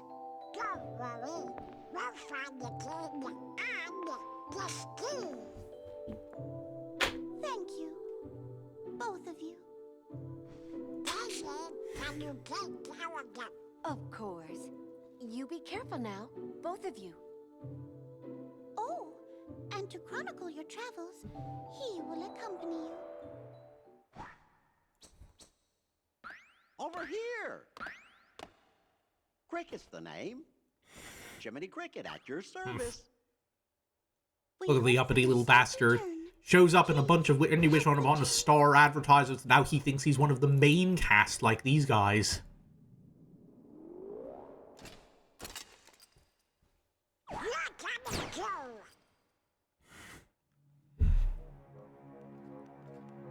Gosh, Jiminy, your world disappeared too? 1 second. It was terrible. We were scattered. And as far as I can see, I'm the only one who made it to this castle. Yeah, it's actually kind of weird now that I have, like, the motion capture on and, like, an avatar that actually works, because before, when I was, like, I needed to, like, cough or blow my nose, I could just mute the mic and do that without much disruption. And now when I do it, I just, like, go, ah! Oh, guess we'll need new duds when we get there. Huh? I take it you got to the end game then, D-Bomb.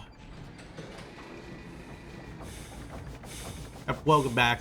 So, I take it you're at A rank now. Oh, okay, so then you haven't hit the one really awful thing yet.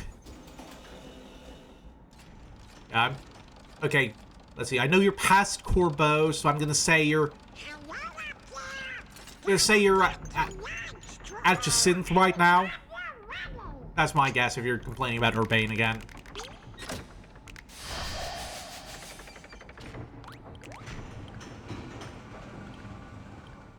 Oh yeah, it's like, that's wild. They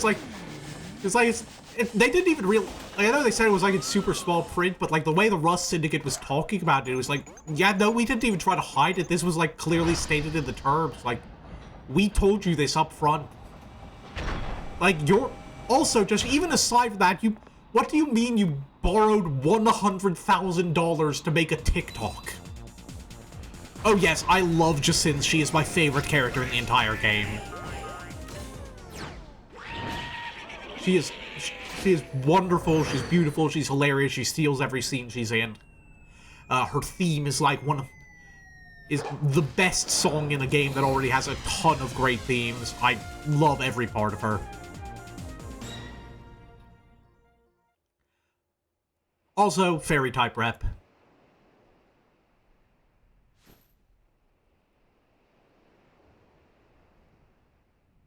I just can't wait. Once we set sail, it'll be great. Alright, y'all ready for the character who only appears once briefly in the entirety of Kingdom Hearts and not even on screen? Store? Oh no! The raft!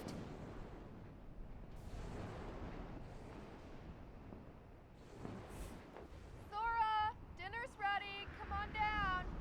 Sora? There we go, Sora's mom. She will never be seen or heard from again.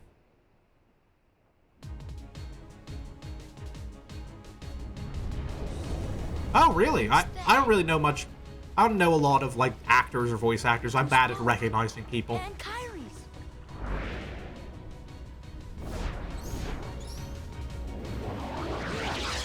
See, you may be wondering, actually, now that... Oh yeah, I forgot we can't actually hurt these guys yet. So you may be wondering why they even needed to build a raft when there's, like, clearly canoes on the island. And the reason for that is because the canoes can't go into space, obviously. Stupid.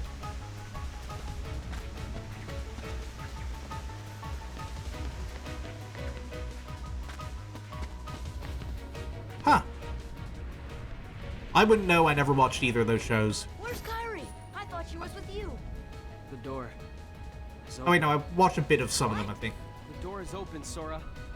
Now we can go to the outside world. What are you talking about? We gotta find Kyrie. Kyrie's coming with us. Once we step through, we might not be able to come back. We may never see our parents again. There's no turning back. But this may be our only chance. We can't let fear stop us. I'm not afraid of the darkness.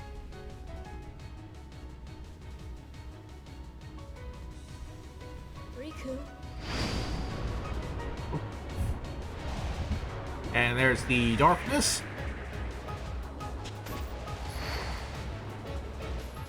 I don't really have a lot to say. I already saw most of these scenes. I'm just kind of wading through this so we can get back to me getting my ass beat.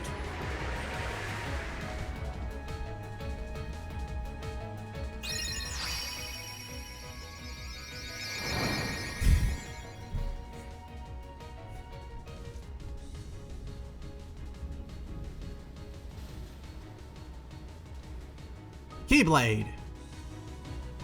Keyblade.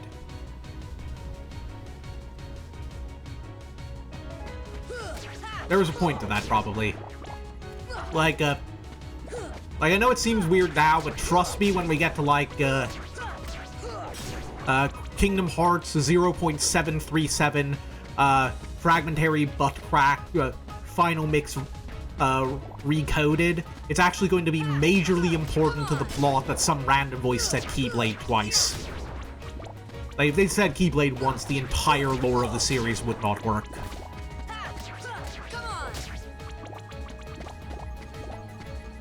Anyway, I know I could just run to the boss, but these things are free experience, and I need that. Like, I think in my regular playthrough, I just ran around killing all of them until no more spawned. Because I keep forgetting I have a functional lock-on system now. Like, I don't need to just... Like, I can actually choose to target something different than the enemy I'm currently locked onto. That is, like, insane game design by Kingdom Hearts standards. Or at least by, Chain of Memories standards.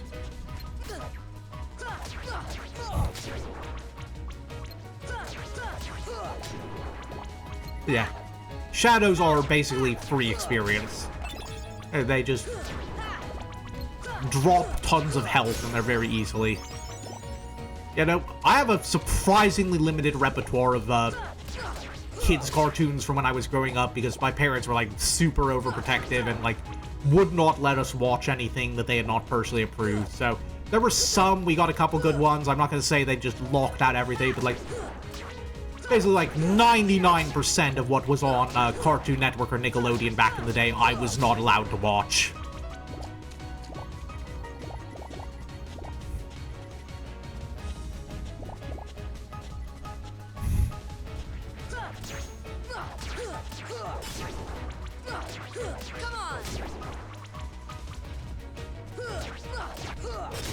Most I got was, like, I would be able to catch the occasional episode of something or other in bits and pieces if it was on at a doctor's office or my therapist or something, because they couldn't change the channel there if it was, like, a public TV.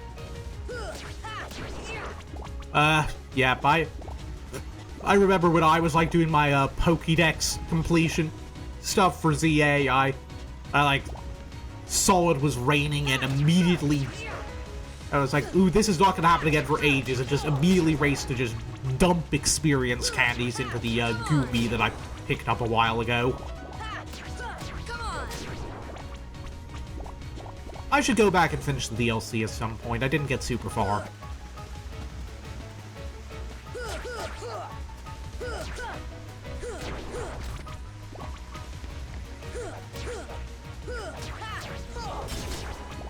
I really should be actually making progress on this stream. Like, it's gonna be wild if we finish this first stream and I'm not even in Traverse Town yet, but...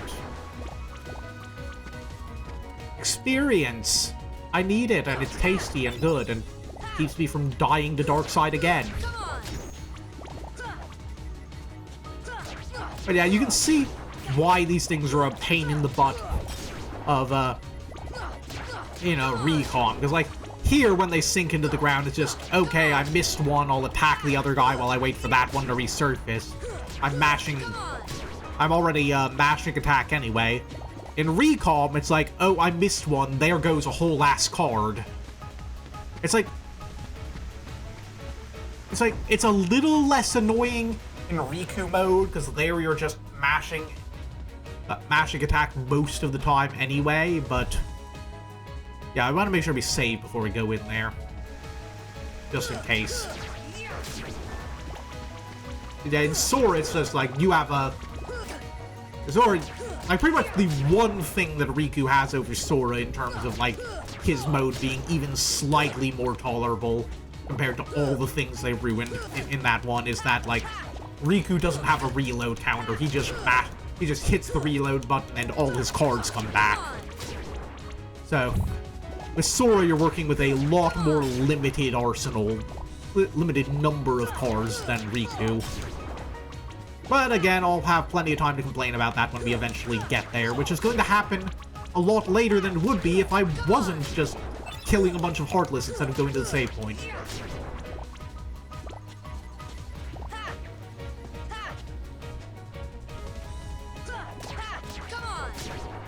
You have to see, right there, when I stabbed and it went over the guy. Like, here it's like, oh, that's annoying. Recom, it would have been fuck, fuck, fuck, fuck, fuck. I gotta start remembering to hit the motion keys more often. I gotta remember to hit the Angie key when I'm swearing now.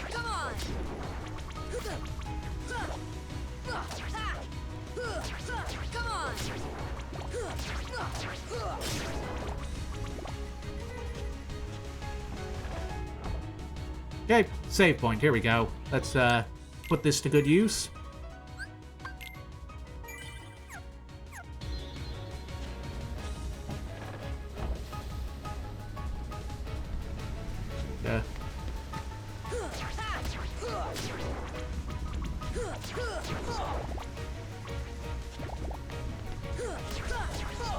Actually, hold on, I want to check something. Now that I can actually see the menu, just, how... Okay, 30 experience to level up. I was gonna, like, stay and grind a bit, but I don't think it's worth it now. Like, we could feasibly kill 30 more of these guys in, like, a reasonable amount of time, but I don't want to go for it right now. Don't want to go too crazy on that. I want to actually start pushing this forward. Ah.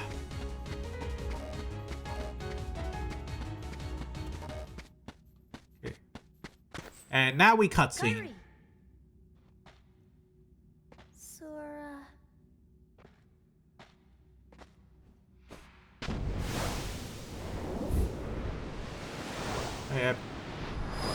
Oh yeah, because I already shouted out at least a couple different, like, other YouTubers, streamers earlier. You got, like, there's one, Crystal, like, it's a Crystal, but, like, with a lot of A's and L's, like, she's screaming it. She's great in general, but she did, like, a Kingdom Hearts 1 playthrough, like, a year ago, and, like, her videos on, her VODs are hilarious, as always, like, but yeah, with that, the reason I bring it up is, like, when she did that scene with Kairi, it, like, started, like, where Kairi, like, phases through Sora. It started this whole, like, running joke of women aren't real. It, like, kept going on with all the Kairi hallucinations, and it's hilarious. Oh, you gotta be kidding me. Right, guess we're doing this early. Yeah, yeah, her. She's great. I binged through all her, like, Ace Attorney playthroughs. She, pretty much... I skipped some of hers when it's just, like, a game that I'm trying not to spoil for myself or that, like, I just don't have an interest in, but she's great. Her content's great. I love her. She actually, like, also has, like, an Etsy store where she makes, like, kigurumis or whatever they're called, like, themed after different fictional characters. And I actually kind of I think she has a design that's, like, for a Shadow from Kingdom Hearts, and I kind of low-key wanted to get one of them. But she, like, took her store down for renovations right at the start of the year or something, so I'm gonna keep an eye on that, but I couldn't get one. I probably should not be touching that. But yeah, right now I'm just kind of mashing, because that's all I can do. But... okay, and now we just kind of have to dodge this, because it is bullshit we don't get dodge roll until, like, after the... until, like... so, not, like, late in the game, or even, like, midway through the game, but later than you really should. Oh, yeah, her Persona 5 playthrough was great. It's always fun when she, like, starts out hating a character and then loves them.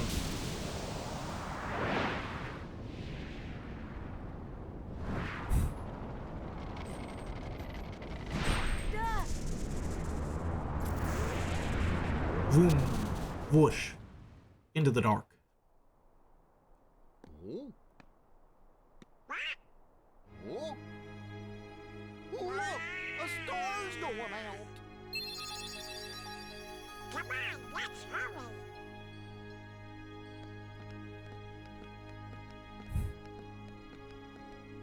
Oh yeah, Makoto's best girl, absolutely. I mean, like, North would probably argue. North and Rosie are probably gonna argue on, but Makoto's my favorite. Where's that key? Hey, you know, maybe we ought to go find Leon. Oh, Donald, you know, I bet you that, What do you know? Oh yeah, that was fun too. I think she's cosplayed as him a couple times. She's a really good cosplayer. I've seen some of her stuff.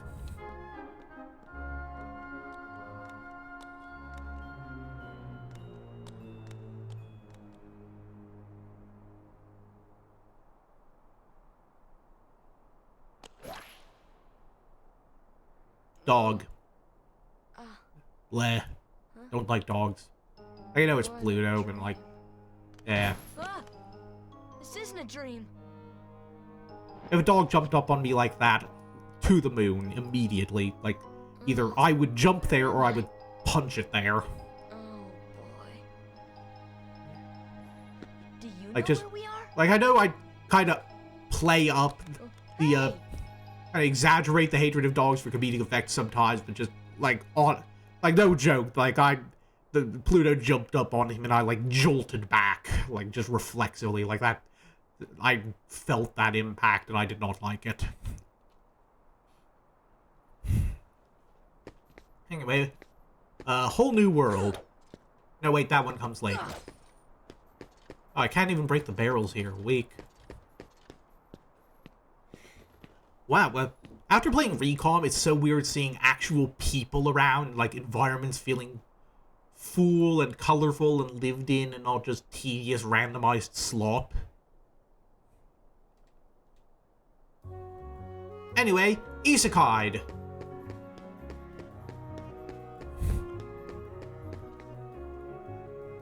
Okay, so there is a history with this woman.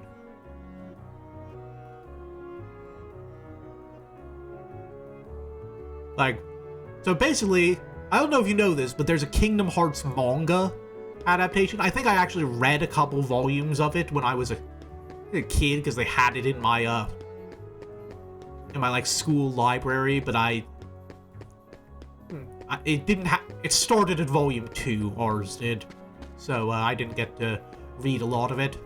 But, yeah, so in the Kingdom Hearts manga, from what I've heard, apparently, and this is insane to say out loud, there's a scene where, like, when they do the version where Sora first arrives in Traverse Town, there's just straight up, like, a prostitute who's hanging around and sees him in, like, one of the alleys and, like, tries to come on to him as a potential customer, which is, like, for many reasons, but it's, like, apparently for a long time, even though they don't really look alike, there was, like, a fan theory that this lady was the prostitute.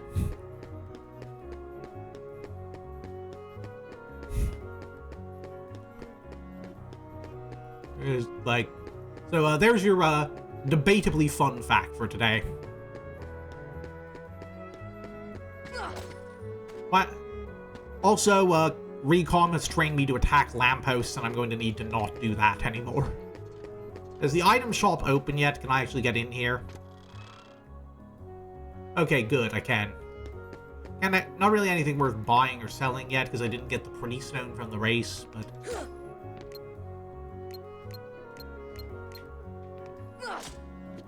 If we, turn this, we get a postcard. I don't feel like I need to narrate too much, because I figure everyone here, or a good chunk of everyone here already knows a lot about Kingdom Hearts 1, but yeah, the postcards, there's like 10 of them hidden in Traverse Town, and you can put them in this mailbox and gain items. We're gonna try to do that here if we can, because, partially because just good to have extra items, and there's some good items in there, although a lot of them are just synthesis items. And part of it is because the, what am I thinking?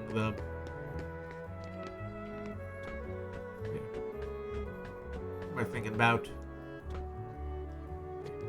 Oh yeah, the 9th item I think you get from it is... Can I push this? Yeah, the 9th item you get from it is an AP up, and obviously stat boosting items are going to be very good in a run where everything is bad and evil and trying to hurt us. Speaking of which, here's another postcard up here. It's a chest that I don't know if many people knew about, but I did, because I did 100% completion of this game like 3 weeks ago. So let's just go ahead and mail that too while we're here. I'm trying to remember if there's anything inside the accessory shop either.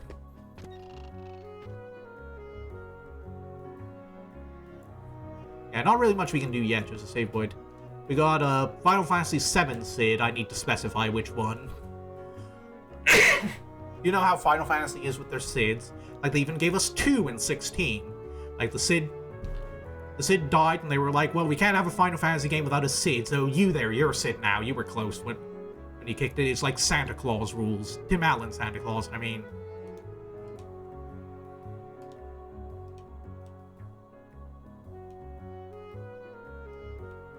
Alright. See, I swear there's like... Oh yeah, I think we need like a... It's like, can we actually jump up there, or do we need the Trinity Mark to get it? Nope, we can just get it. Yep, there's like a bunch of them, but...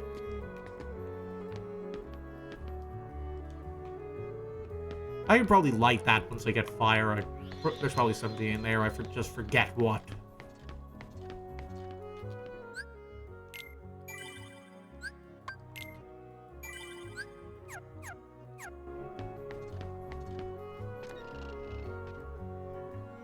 Yeah, so we can't get into the synthesis shop at all yet, because we need a green Trinity to get in there, and I don't think you get that until Agrabah. But whatever, so now we go into the second district, and oh boy does this area gave me some issues for reasons that probably won't come up in this playthrough, because they're related to synthesis grind. Wait, really? I thought Red Trinity was Deep Jungle, and Green Trinity was Agrabah. Oh, that sounds insane. Yeah, shadows are always great to get in a run. Always great to fight here because they're just... Okay, and now they're up. I say that and then they start just parrying all my attacks and beating my ass. I swear these things used to drop more health. Like, do they drop less health in a Proud Mode run then? Because that sucks. Yeah, I know. Deep Jungle we definitely want to do as soonish as possible because that's... Oh, yeah, I agree. There's... Like, guard armor is kind of okay. You know, I do like the... I think the purple is nice, but... God, Parasite Cage looks so fucking ugly in this version. It's just piss yellow. Anyway, yay, another postcard.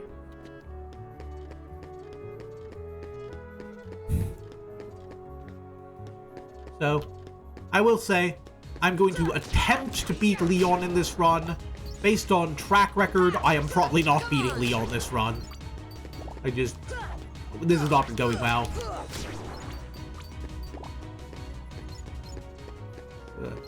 Look around here.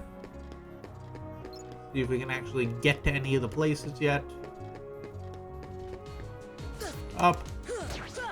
Music started a little too late.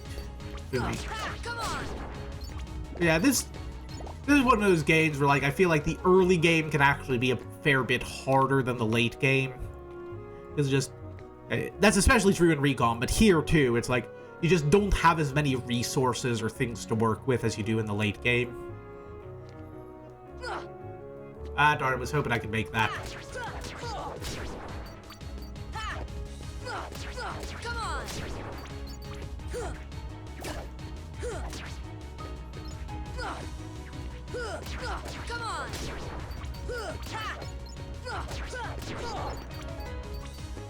Yeah.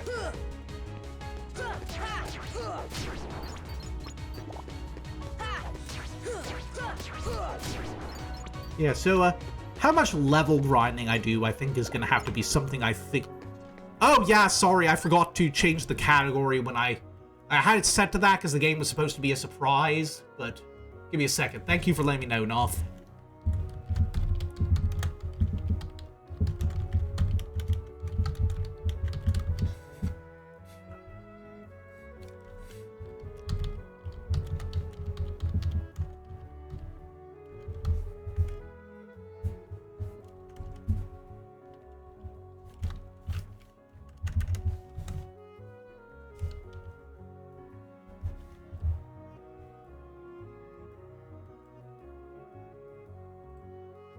There we go, fixed. Thanks for letting me know. Sorry about that. But yeah, like I was saying, I think I'm gonna have to decide how much in the way of, like, grinding and just going through enemy encounters without running I want to do in this game. And probably a lot of the other games are gonna do going forward, because, like, I don't want to bore everyone on the stream just kind of going through lots of generic enemy encounters, but at the same time, it's like, I also don't want to be horribly underleveled and have to do a ton of, like, off-screen grinding to get back up.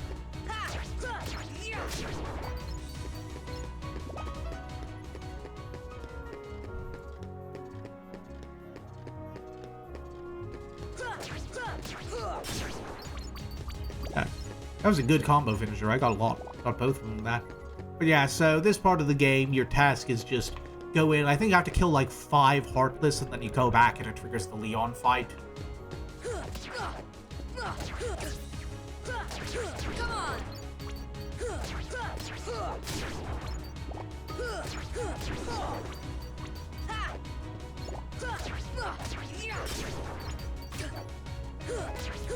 on. Grab that money. I want to see if we can sneak into the shop and hit the save point before to heal up before the Leon fight.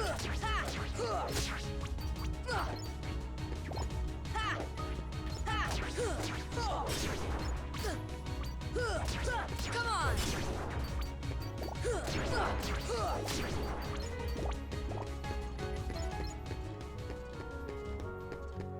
Yep, looks like we can.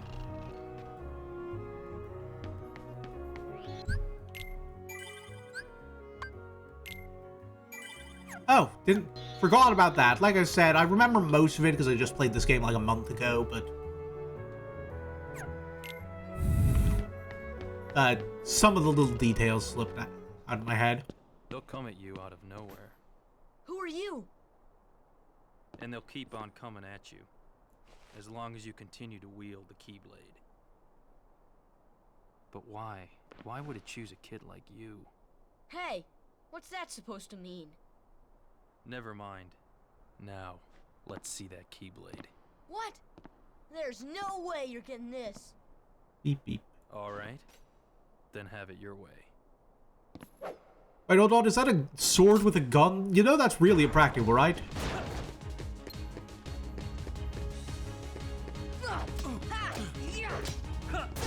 Okay. Yeah, we're not winning this fight, are we? That's what I get for trying to parry a fireball at point-blank range. Fooey, I was hoping we'd get... I think you get like an extra elixir after guard armor if you beat him. But just, I'm not going through the whole trouble of skipping all the cutscenes and reloading my save to do it. Yeah, I managed it on standard. I was not doing it on this difficulty at this level. Yeah, so far we have lost every non-mandatory boss fight we've done, I think, so...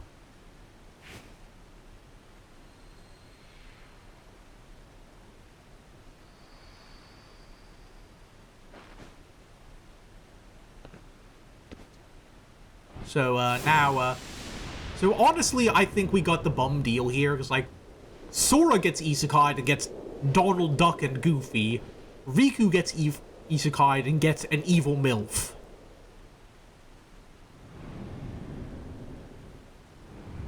Like, where is the justice?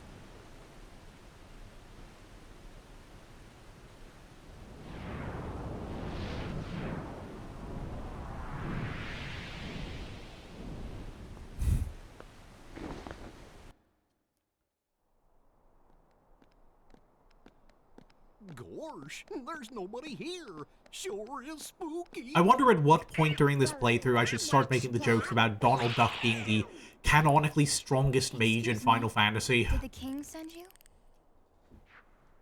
Like, I know it's tired, I know there's a lot of legitimate arguments against it. It's still funny. Come on, lazy bum. Wake up. Though, to be fair, after FF16, he's tied. And even that guy needed, like, a big power-up to do it. Donald just whipped it out and shot a guy in the dick with it. Those creatures that attacked you are after the Keyblade. But it's your heart they really want. Because you wield the Keyblade. I'm so glad that you're okay, Kairi. Kairi? Who are you talking about? I'm the great ninja Yuffie. I think you might have overdone it, Squall. That's Leon. The Keyblade. Yeah. I don't even know why they changed his name to Leon. I'm sure there's a reason for it, but, It turns like... out that's how they were tracking you. It was the only way to conceal your heart from them. But it won't work for long. Still, hard to believe that you, of all people, are the chosen one.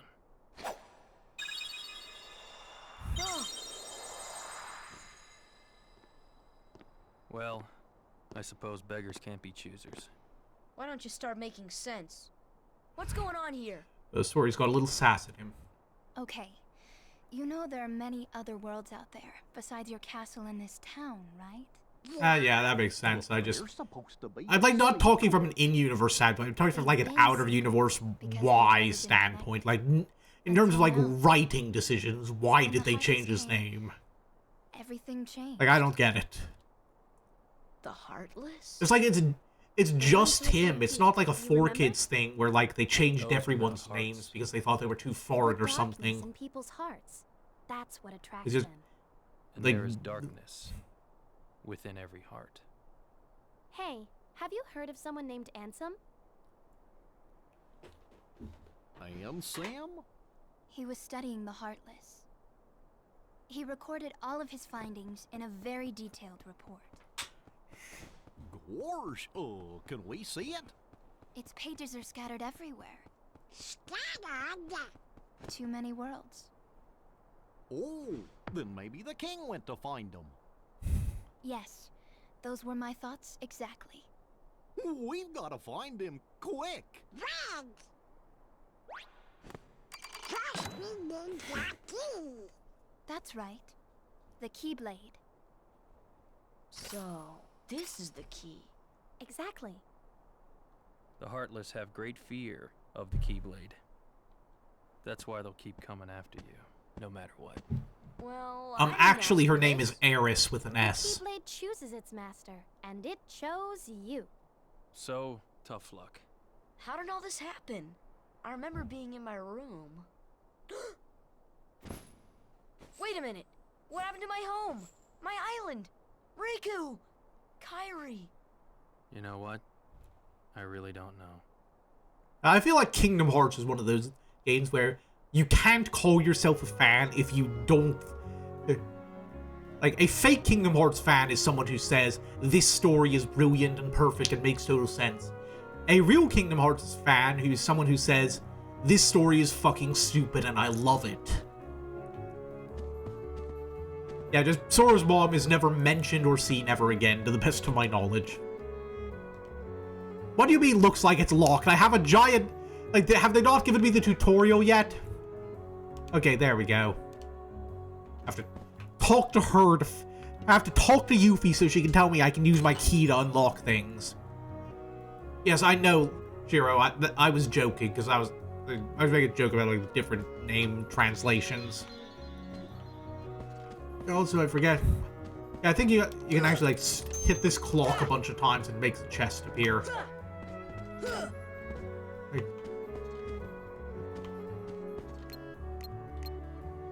Like, I thought is it a bunch of times or is it just one? There we go, it's actually going now. Wasn't getting the right angle, I guess. There we go. That should have done it. There should be a chest or something that appeared somewhere, I think. I could be wrong. Do I hit it again, or... Wait, no, do I... How many times do I have to keep hitting this? There we go. I knew there was, like, I had to keep hitting it until... Is this it, or... I feel like something should be... There we go. Okay. That made it work.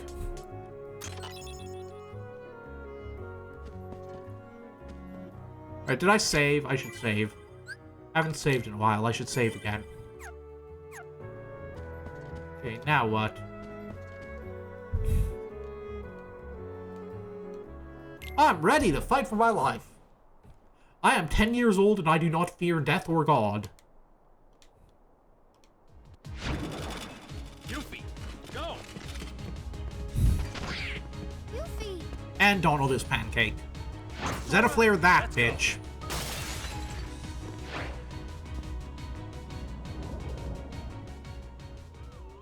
Ah, good to know.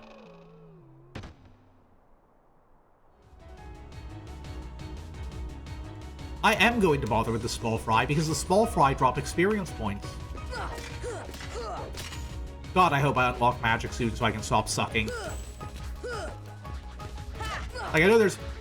I've alluded to it in passing, I think. There's, like, one specific, like, combo finisher you unlock that I think you unlock... Mercifully, they give you... It's Final Mix exclusive, but they give it to you super early if you pick magic, so... What do you mean I'm already at low health? Okay, come on, potion time. This should help. Well, we're off to a great start. I swear I was getting parried less when I played this on standard. Wait, what do you mean I go all the way back to Leon? Okay, guess we're here. Well, we get a second crack at it. I think our best bet is probably parrying the fireballs.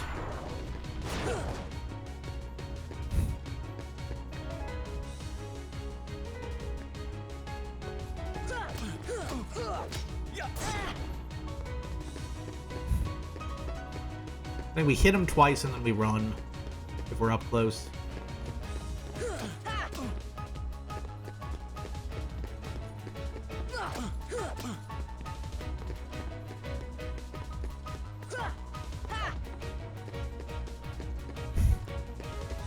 It's gonna be wild if we actually beat him on this go-around without this screw-up.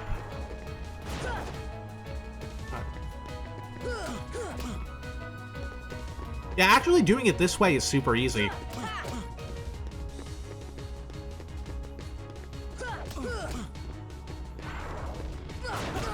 Oh, I thought I could parry that. I swear I parried that before. Okay, so dodge the fireballs, don't risk it. Ah, phooey, we did better that time. Yeah, tell you what, if I die to the Heartless again, I'll hit the continue button and go back here and try it again. I think we've actually beat him, but that would be funny. Are they not letting me skip this one? Are you kidding me? Maybe I don't... Are you kidding me? Okay, maybe I don't do that. Poop. Okay, there we go, it's letting me skip now.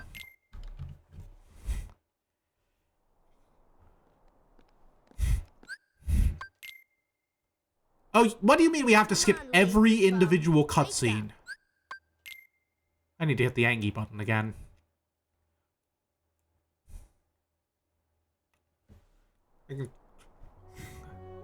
One second.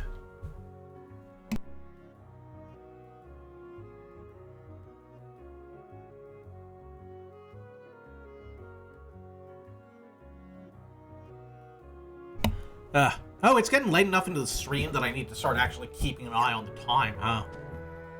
Okay. Talk to her so that she can tell us our key can be used as a key. The floor here is in fact made of floor.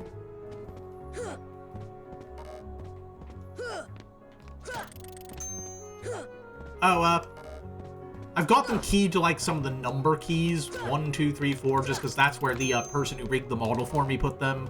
I might change it to somewhere more convenient when I get the chance. I was mostly just focused on getting the model to work at all.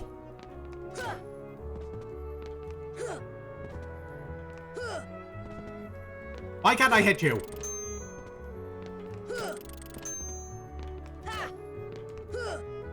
Also, boob button is on number key 1, is on number pad 1, which is on one hand means it's an easy reach, but on the other hand means that I kept when I was trying to like adjust settings, because I'm used to using the number pad for numbers, comes with like working like data entry stuff and everything. I kept trying to type up 1 in some parameter field or another, and accidentally boobing or deboobing myself. Okay, let's try this again.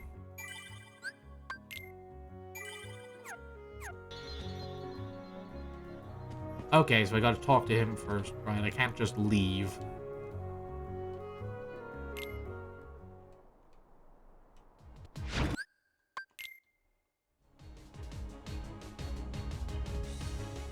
Hey. I should have grinded more against those guys after all. Yeah, I think I need to thin the numbers so they're not... Yeah, the problem is I can't even dodge roll yet. So that's some bullshit.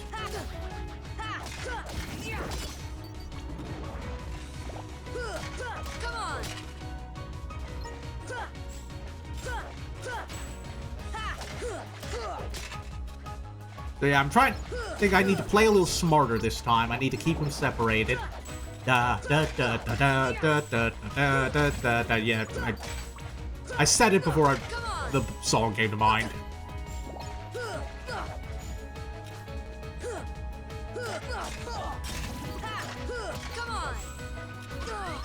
Okay, started. Okay. Well, I'm not dead yet, so this is going better than it was.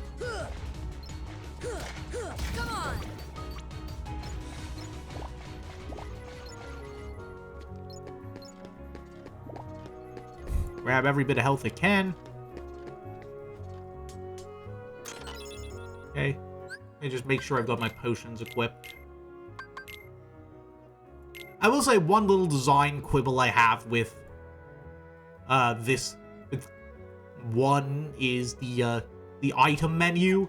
Like you can't just go in and swap an item on hand for one of the There's like a bunch, like one whole bunch of weird buttons, and it's like way more inconvenient than it has to be. You have to like hit the exchange button, maneuver past your other character's items to the stock, and then it'll let you do it. It's like...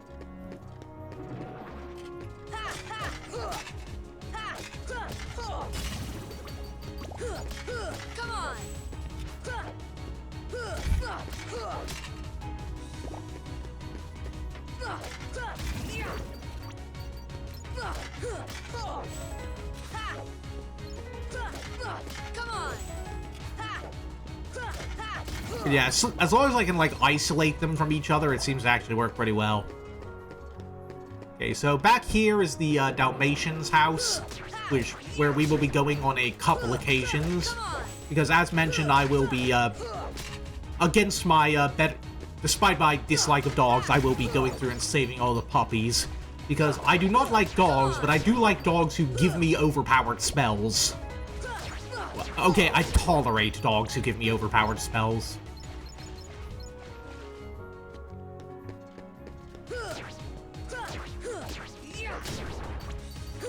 What do you think even happened to Cruella when, like, the, when the 101 Dalmatians world got, like, eaten by the Heartless? Like, did she make it out into the village? And she was less like, hey, can I join the Disney Village Alliance? And everyone's like,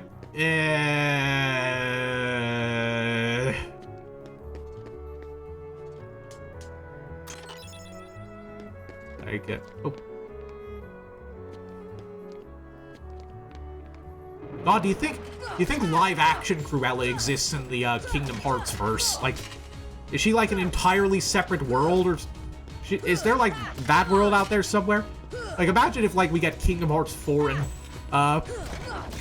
we get like one of the mission objectives is Defeat the Dalmatians before they throw Cruella's mother off the cliff.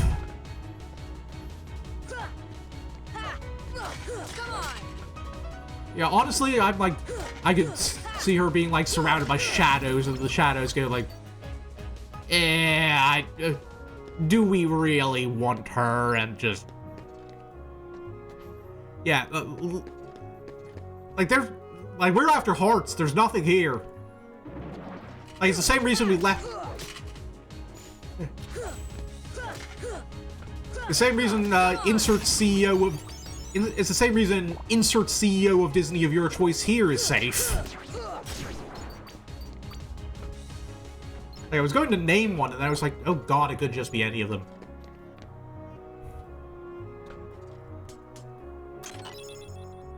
Let me just... I haven't been paying attention to what I've been picking up. Do we have any new accessories? Or what all do we have here? Okay, no, but mostly just pretty standard stuff.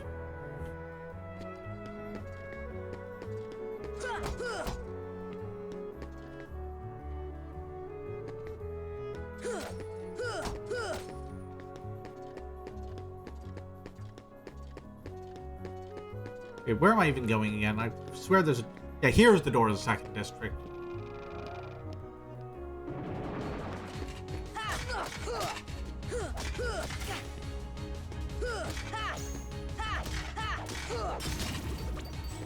Yeah, we want to be leveling up where we can. Darn, I thought I parried that.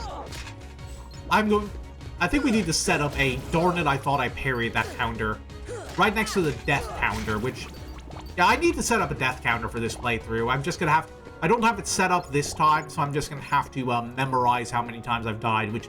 Not counting, like, free deaths against all... like, Darkseid and Leon and the Island kids. I think I've only died once. I've only actually straight up died once. It's about to be twice, isn't it? Okay, we're out of here. I ain't dying twice. I'll come back and deal with them. Oh, yeah, god, no, that would be horrible. I do not want live-action Lilo and Stitch to be canon.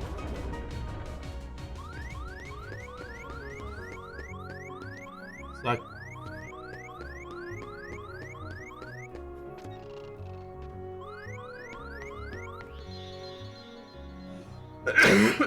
Got a little tickle in my throat there. I don't know, maybe like I talked about the live-action Lilo and Stitch remake and some bile came up or something. Okay. Yeah, so right now our main goal is partially leveling up if we can. How close are we at the moment? We're at,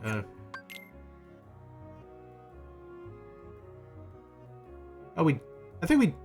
It's level 7 when I checked earlier, so I think we're actually doing it. Well, 133, we can probably get there. Do we have any abilities unlocked yet? Oh, we've got one, so... This will be an okay finisher until we get the one we really want, which I think is at, like, level 12. I don't remember, but either way, we're getting our butts handed to us, so being able to occasionally just stun everything is... Yeah, see, this is awesome. Now we actually get some breathing room. See how much easier this game gets once you actually have stuff to work with. I wonder how much longer... How long ago I could have actually put this on. Maybe it's just been... I forget what level this actually unlocks at. Maybe it's just been sitting there and I didn't notice it.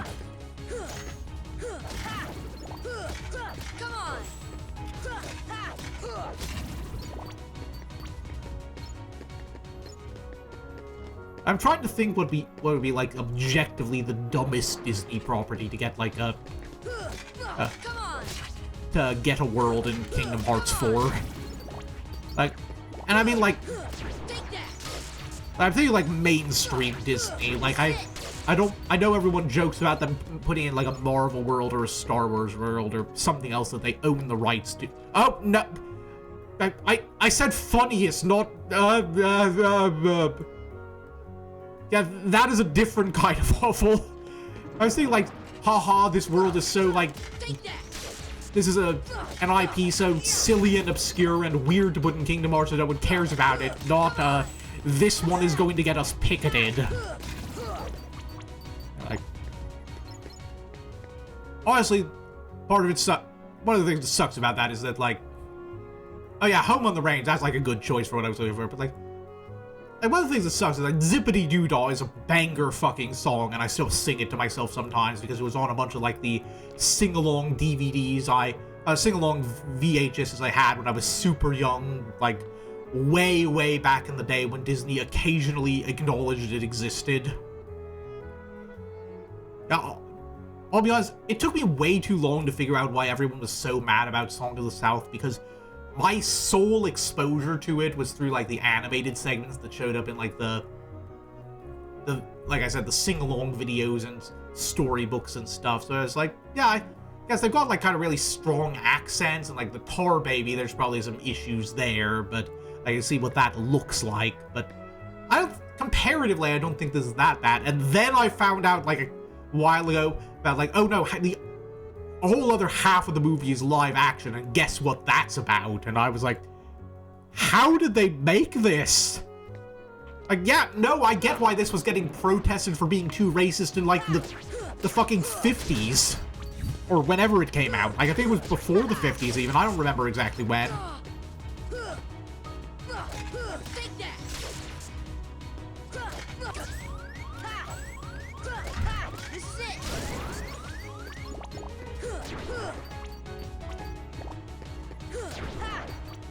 Yeah, so we are going to be burning through potions until we get Cure.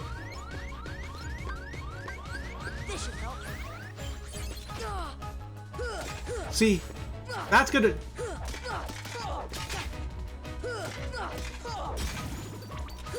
See, I'm not sure... Actually, this is a problem. Like, if you group them up, they cannot all parry your attacks endlessly. Okay, let's continue, because that way we at least get to keep the experience. What do you mean it takes me back here? Jesus. Alright, get down here. If we have to do this, we're fucking doing this.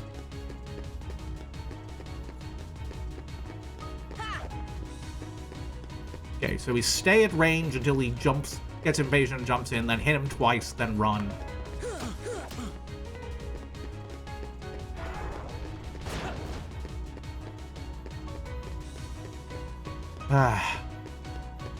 It's going to be hilarious if we wind up getting the stupid, whatchamahoo's because of this.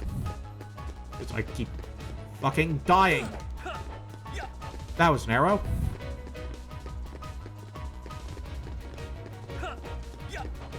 Okay, regardless of time, we are not ending this stream until I beat Traverse Town.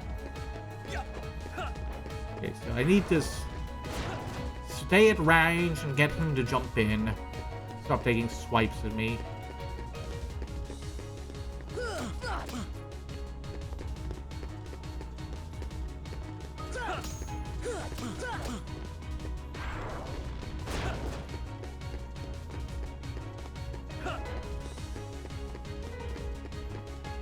Now play this safe.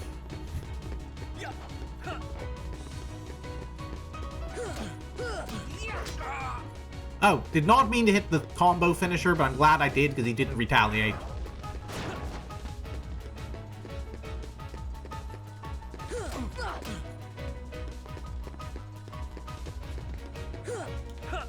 God, you gotta make sure he's on the ground when you try and hit him, or else you jump into the air and then he counters you.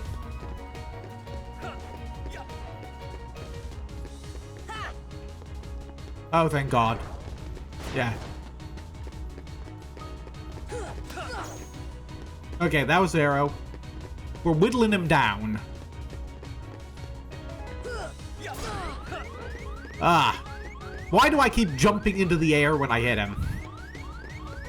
Like, I'm not trying to do that. I'm trying to hit him on the ground. He's on the ground.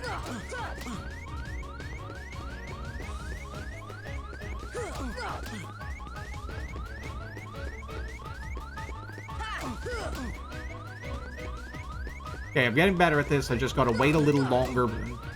Wait until, like, I see the knees bend to swing.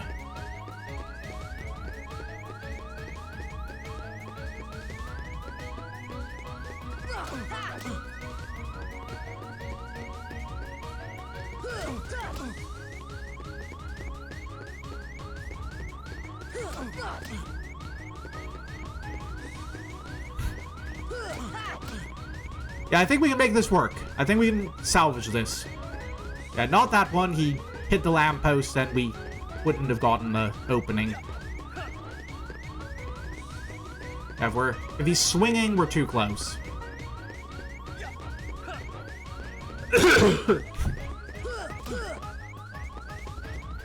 Thank God he didn't retaliate there.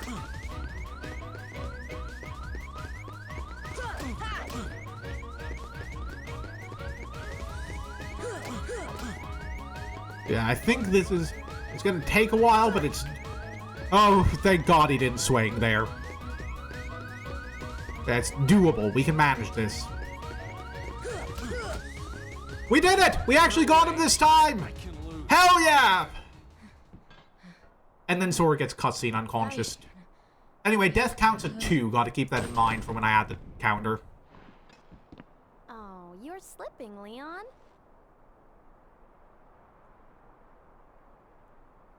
Oh yeah. One thing I gotta remember that I think of the stuff I gotta do is that I gotta add the new emote to Twitch. Because like I got a custom emote as a package deal with the model. And I added it to the Discord server, which if in the off chance anyone's in here, and I'm not looking at the viewer count, I don't know how many people are just lurking and not talking, but if anyone's in here and not on the Discord server yet, I have one. It's great. You should come in. But yeah, so I added the emote there. It's cute little thing. Me slurping up a little slushy. Come on. And but I need to add it as an emote here.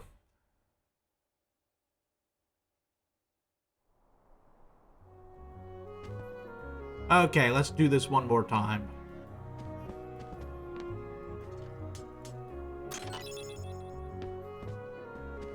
And now we bash the clock a bunch.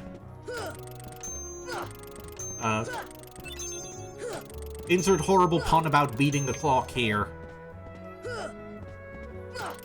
Yeah, you have to get like a weird angle where you strike like the right edge.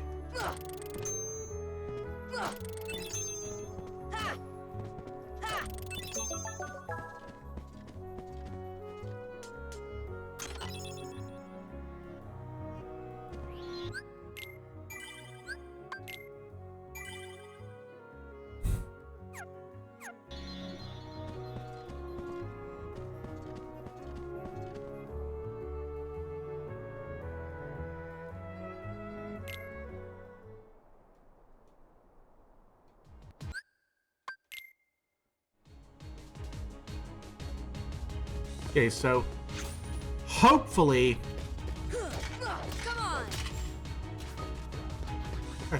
this saved the experience I got. I think it does, but I want to be very careful here. I don't want to expose my back to them if I can.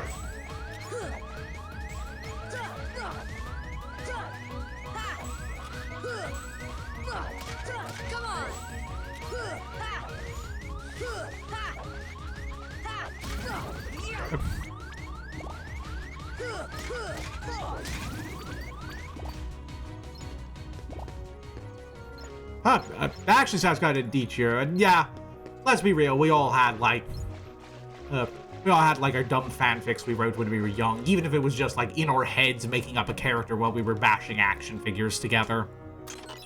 Like for me it was Mario. Like I read a lot of like Mario wikis for the games that were on systems I couldn't play because like I didn't own a 64 or anything older than that. And so I had like a whole encyclopedic knowledge of like weird obscure Mario characters no one else cared about, so I basically started coming up with like my whole own ideas of things involving them. And like I had a phase where I had a lot of ideas that were just, I took some other fictional property and just replaced all the characters with Mario characters.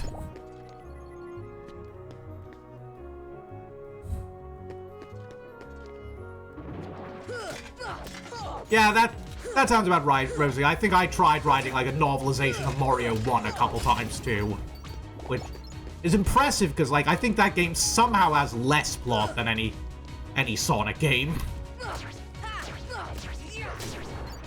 Yeah, it's actually funny. Kind of bringing this full circle back to Kingdom Hearts-ish territory.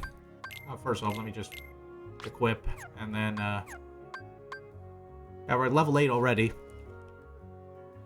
But yeah, actually, I learned most of the plot of Final Fantasy VII. I think I've talked about this on stream before at some point, or maybe it was someone else's stream, I don't know, but I learned most of the plot of Final Fantasy VII via a fanfic on a Mario site I visited sometimes that basically just took Final Fantasy VII's plot and replaced all the characters with Mario characters. Like, Luigi was Cloud because they needed, like, Mario to be Zack, I guess. And, I think, Daisy was Tifa, obviously. I think Peach was Aerith, I can't quite remember, but oh, wait, no, I could be wrong. I think Vivian from Thousand Year Door was Aerith. I can't remember who Peach was, or if he even was anyone. Like, and then,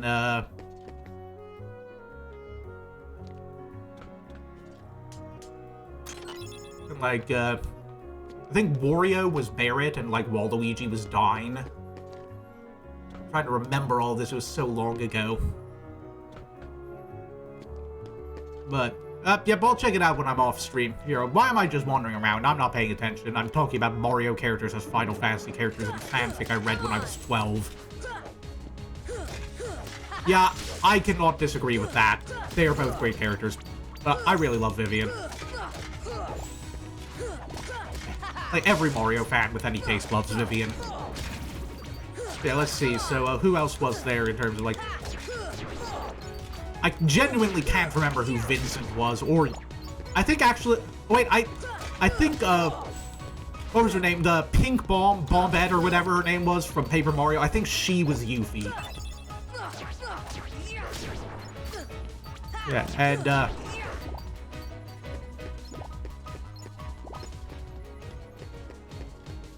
like, try to think, who everyone else... Can't quite remember... Oh, wait, no, you would think Yoshi was Red 13, but I think, surprisingly, like, they went with Petey Piranha, of all people. I'm trying to remember this, because like I said, it's been ages since I read it, and, like, well, I don't even remember what all was going on. I'm trying to remember all the Final Fantasy characters, too, I can't remember who Sid was off the top of my head now, either. Like, I slipped my mind entirely. My gut's telling me I think it might have been Toadsworth of all people, but I don't think that's right. I know the Kite Sith was actually, like, the author as a self-insert character, and they just picked the worst one, I guess. Because, I don't know why. And Dementio was Sephiroth, obviously, because he was, like, the fan-favorite villain at the time this thing came out. Like, the big, like, super scary, super powerful, threat to all dimensions villain.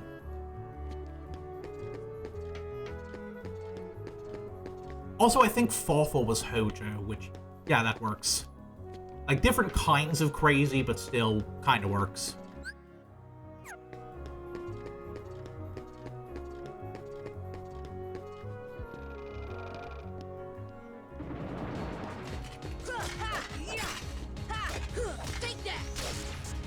But yeah, so, like, long story short, I read that thinking it was just, like, a really oddball, AU fanfic. And then... Oh, hold on.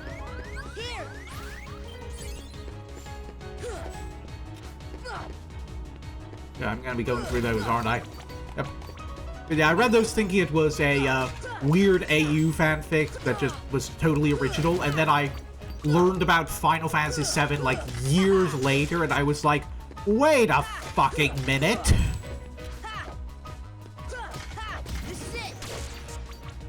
Because, like, Final Fantasy was on the list of things that, like, my parents wouldn't let me touch because they were like, RPGs equals Dungeons and Dragons equals Satan. I've never actually played a tabletop RPG. I've been thinking for a while that I would like to, but then, earlier, like, one of the other games I got for Christmas was Pathfinder Wrath of the Righteous.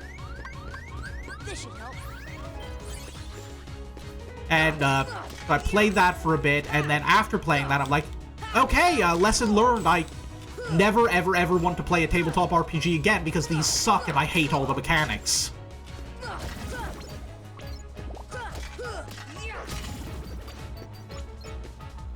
Yeah, I've been told that I think it's probably like a Pathfinder-specific problem, and I'm just being dramatic, but just a lot of the stuff that I really didn't like the way spell slots work and the resting mechanics and stuff, apparently are like pretty common stuff that was carried over from D&D, so I'm still a little leery. It's like, what do I do when like all of the mechanics I like, all of the mechanics that are like core to this thing, I just don't like? Like, what do you mean my character gets to do a thing 3 times a day, and then they're just useless for the entire rest of the campaign, or the session? Wrong word.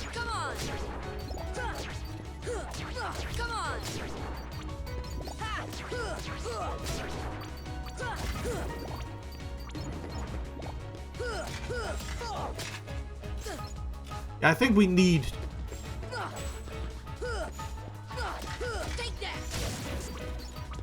Yeah, sure, I know there's like a lot of variety, and there's probably one that'll fit my need, and I'd still really like to play one sometime. I think for now, I'll probably just stick to board games. I like board games, they're fun. I actually got a Star Wars one recently, because actually, I've been meaning to talk about, there's something I should talk about, because it's going to be like relevant to the streaming schedule, but for the time being, I might just be sticking to doing these like Saturday streams. I might be taking a break from midweek streams for a bit, because I actually I'm trying to actually play all the board games I've got more often, and I found out there's actually like a game store near me that has like an open board game night every Tuesday, and that was my usual stream day, so I want to keep going to that because that's fun. And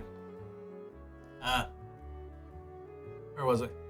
But also, like, I finally got my family or my dad specifically, my mom not so much, to start playing board games more consistently with me, so we're trying to do that Wednesday night, so I'm like, I don't know, if I wind up doing weekday streams, it'll probably be in Thursdays for the time being. We'll see how it works. But I still would need to figure that out. But, favorite board game, I'm genuinely not sure. It's like, I'm always bad at picking all-time favorites, and just I have so many different ones, but there's like, part of me wants to say Betrayal at House on the Hill, but I think that's more nostalgia, because that was like the first board game I ever actually like bought with my own money when I was getting into my like board game phase. Yeah, Clue's fun, it's a little tricky. It'd be a little iffy, annoying sometimes, because it's like, oh, you finally figured it out, and then everyone else has also simultaneously figured it out, and they just get there first and win. But, I don't know, there's one, I feel weird recommending it, because it's not like a good board game in the traditional sense, it's just a good party game that's fun. It's like a trivia game called Mind the Gap that, like, kind of divides its categories up based on, like, the generation of the players. Like, it's got a boomer category, a Gen X category, a millennial category, and a Gen Z category, and you have to answer questions from different generations depending on which side of the board you're on, and the first team to make a full lap of the board wins. So when I usually play that with my family, and it's like do like the kind of like the ages in which my siblings are born. It's like you're supposed to divide into teams based on age range. So my parents team up because they're boomers. I go alone because I'm a millennial, and then my younger siblings go get to be their own team. Yep, thank you for reminding me, Shiro. But yeah, they get to be their own team because they're just barely... My sister is just barely past the cutoff into Gen Z, I think. But yeah, that one's super fun. Not so much because the game itself is fun. It's a pretty simple... I like the core mechanics, but it's like overall a pretty simple trivia game. It's just... It's really fun to play with the group I play it with specifically. Like, getting all mad about some of the questions and like... cracking up at some of the crazy responses of like the "How do you not know this?" I remember there was one where like we kind of house ruled them out because no one liked doing them and they tended to get people just stuck on the same space for ages. But there was like a physical challenge thing where you'd have to like do like charades or like do a dance or something based on the prompt they gave you. And so, one time early in when we were playing the game, we like did that, and my mom and dad on their team like drew a card, and like the task mom was she had to like, it was like one of the ones where you had to do a dance and like the other person had to guess what it was. So my mom got it, and that was how we looked. And so we sold the card actually. I was like, oh, obviously everyone's gonna know this. This is an easy one, and so. That's how we learned my dad has somehow never seen the YMCA dance. Like, we were dying out there. Mom was, like, doing the little arm movements for dear life, and my dad was just had no clue, and we were just like, this is the most painful thing we've ever seen. This is like, how do you not know this? What is wrong with you? Anyway, boss battle time. Are these the Heartless guys? Let's go get them to see. What even happened there? They just exploded themselves. Like, I don't even get that.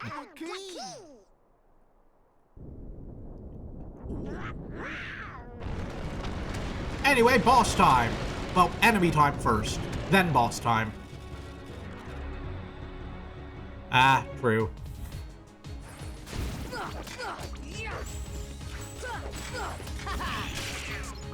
Stun Impact is a godsend right now.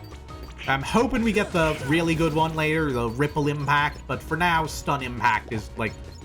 Or Ripple Drive, I think it's called. That's what I'm looking forward to getting.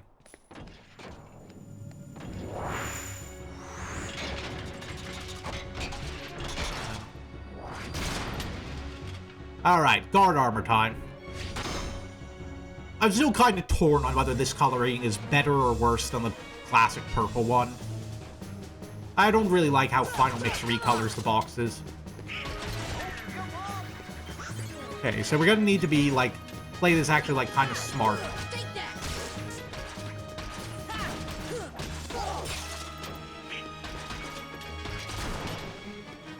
Okay. Ow. Okay, because we can't, we're not gonna get Cure until Deep Jungle.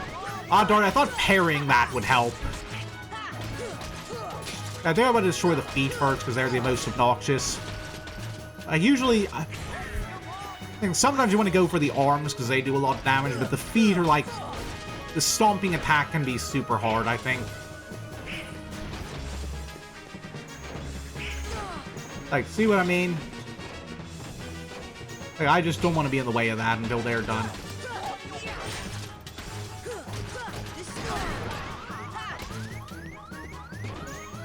Okay, I think it's time for a potion. There we go. We're already doing great.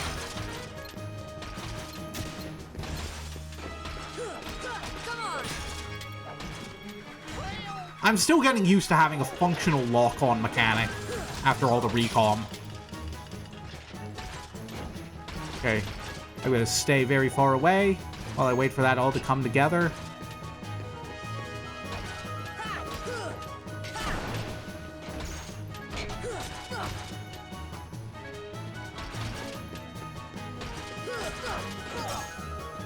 Oh, that wasn't intentional, but I'll take it. Yeah, I'm trying to, like, Ah, darn it.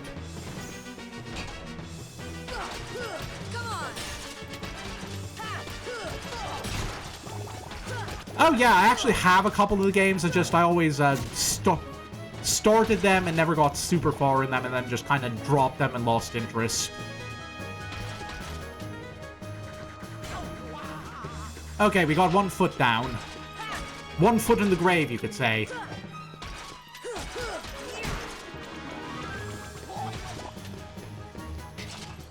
Looks like he doesn't have a leg to stand on.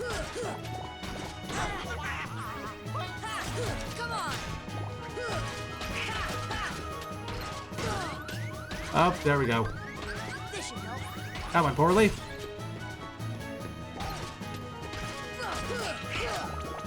Oh, another one down.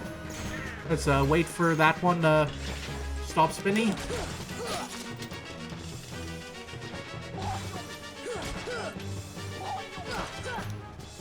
I don't actually remember that character, sorry.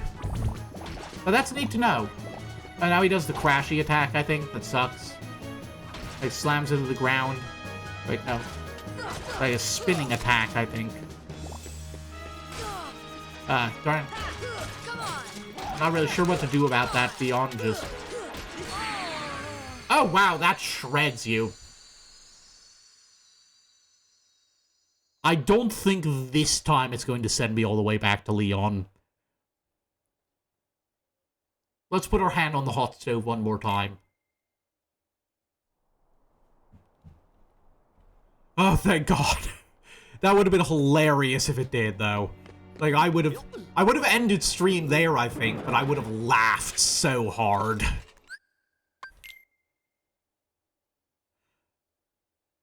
Oh, I gotta remember when I lose this fight again, that, like, I gotta restock my potions, because I think I need to fill those up.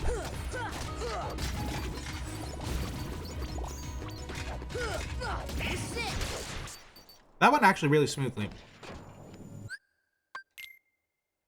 Okay, guard armor time. Here. That's what I get for walking into that. I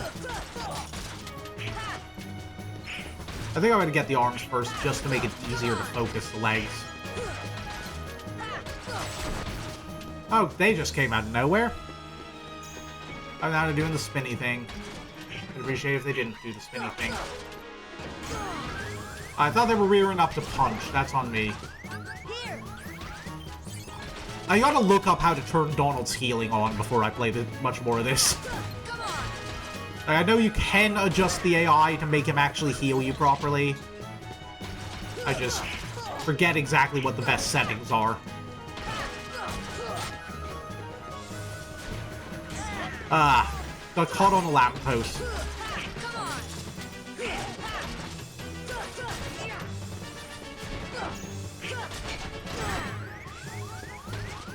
Little help. Oh, nope.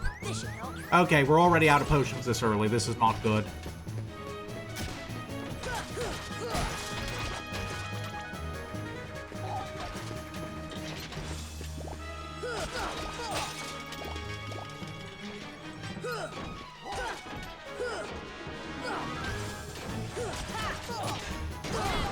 Why won't you stay in punching range? Oh dear. Donald, help! Donald did not help. This is gonna go poorly. I think I'm gonna prioritize the legs again. That seemed to work better.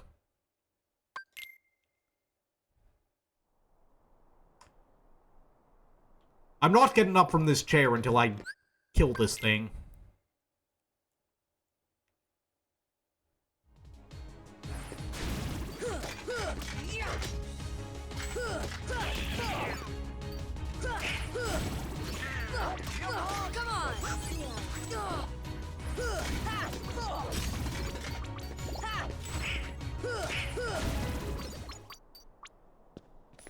I'm going to be honest, I think I may have slightly underestimated the difficulty of Proud Mode. Like, I was expecting, oh, the enemies are going to do a little bit more damage, and not every single basic soldier is an immediate existential threat.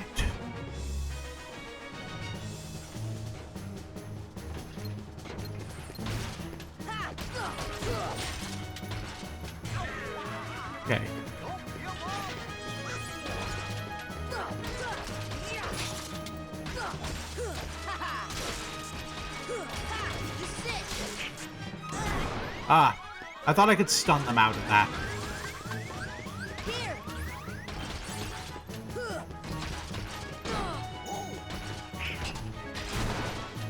Where did that even come from?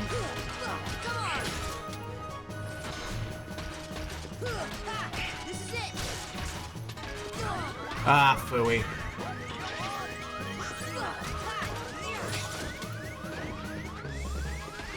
Okay. Okay, that's just difficult to dodge. Okay, I gotta remember to actually re-equip my potions this time.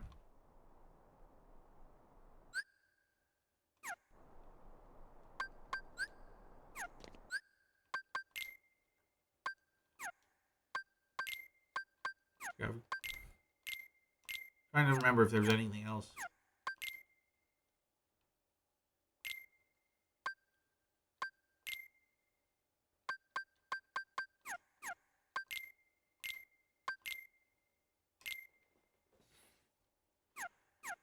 Yeah, if this keeps going badly, I might actually have to, like, duck all the way back out to the accessory shop and see if the, if I can buy, like, some extra accessories or something.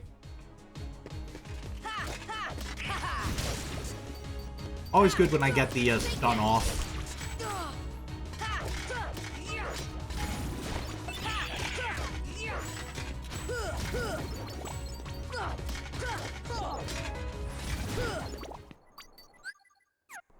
Oop, paused a little too early.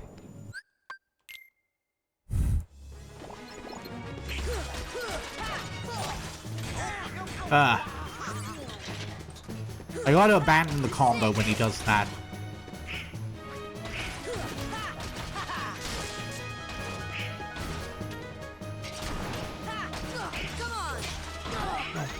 Okay.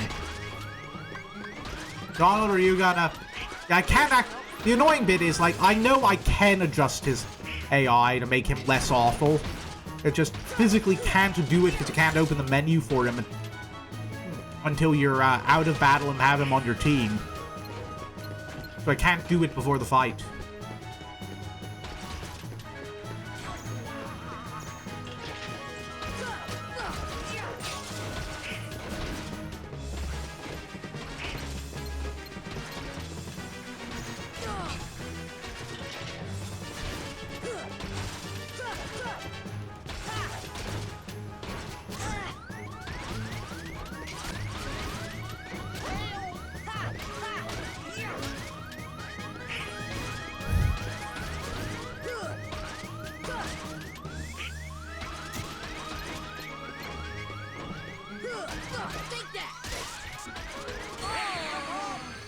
Oh, that does half my health. Good to know.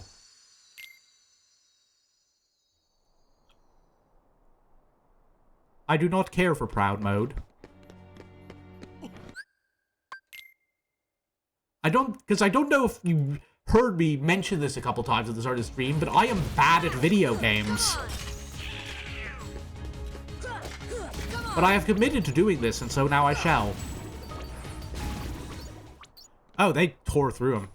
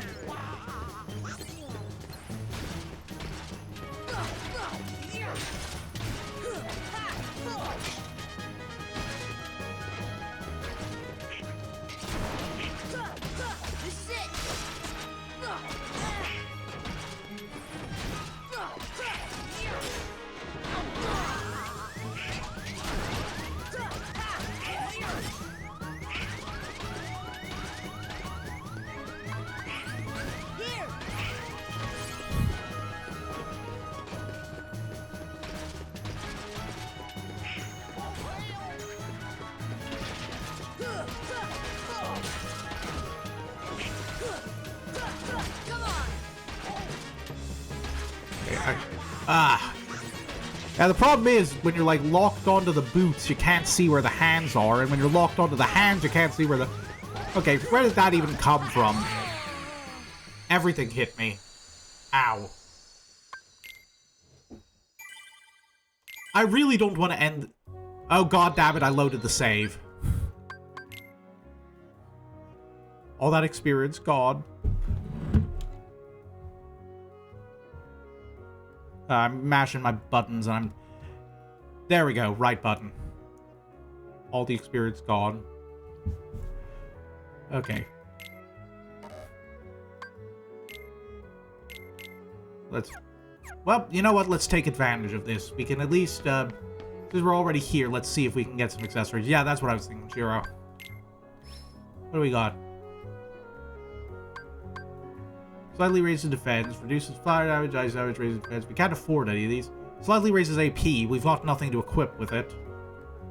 This one increases strength, but I think just at this point, a second protect chain will do us a world of good. That said, I actually might... I might grind a bit and just a tiny bit to get enough money for the fire ring, because that's going to be like, it raises defense and reduces fire damage, so that'll be useful for when we got, like, in Wonderland, when we've got a boss that's throwing around fireballs.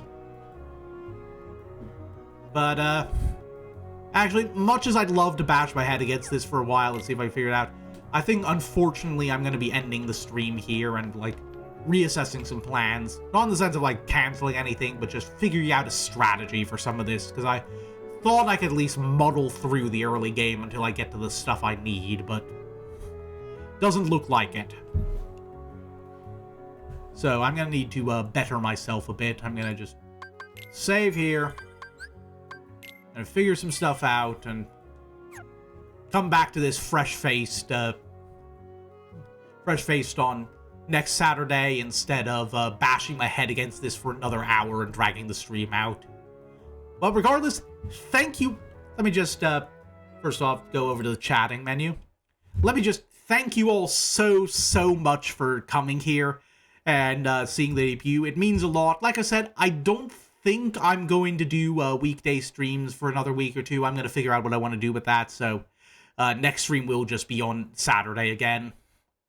But I've got a couple possibilities. Like, there's a new puzzle horror game that just came out that I want to check out called, like, TR something or other. It's, like, about working computer. Dispatch is another one I want to do, because everyone's been all of my friends keep asking me, hey, have you, all my friends who know I'm obsessed with that one, superhero web series, Worm, keep going, hey, have you checked out Dispatch yet? Because there's a bunch of crossover fanfics between Dispatch and Worm coming out. And also because Dispatch is a really good game, and so that's definitely on the streaming slate. I just don't know when I'll get to it. I just want to make that clear now. Like, I want to do that soonish, I just don't know when it's going to turn up on the schedule, and we'll see. So, there's that. There's, like, I want to do a playthrough of Wario Land 4 and Wario World, some of my, like, all-time favorite games. They're definitely on the slate. I was kind of hoping we'd get, like, a bunch of new subscriber pings, given the whole big debut thing I advertised in advance, but, like, no new followers today, so... But we are coming up on 50, and at that point, Power World's gonna be on the roster as a milestone reward. So I'll probably have to do that at some point.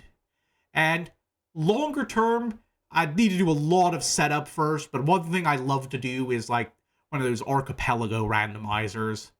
So I've got some of the stuff set up for that, but not the whole thing yet. I'll probably experiment with that a bit on my own time. So, that being said, let me just close out of Kingdom Hearts here on the side. Just like get that off, dealt with. Then we're gonna let's just see who else is streaming. Who can we raid? I want to spread the love. I always like ending streams with a raid if I can. Now, let's see, Tina's doing Final Fantasy VIII. Fitting, I guess. Zoe's doing a Lego game that I've never heard of. And, oh, Mako's playing Kingdom Hearts. Let's hop over and see him. That'd be funny. Yep. Okay, so that being said, looking forward to seeing you all Saturday. Hope you'll stick with me. Gonna be hoping to stream a lot more in the new year, and hopefully my eye and stomach do not conspire to destroy me again. So, thank you all for coming. Make sure to hop in the Discord if you haven't already, because It's a fun place, and I occasionally share funny things, hopefully. I'm trying to make that more active. There's just not a lot of people there yet. So, that's all. Bye! I'm holding out that for a bit because I lost the OBS desktop button. Bye!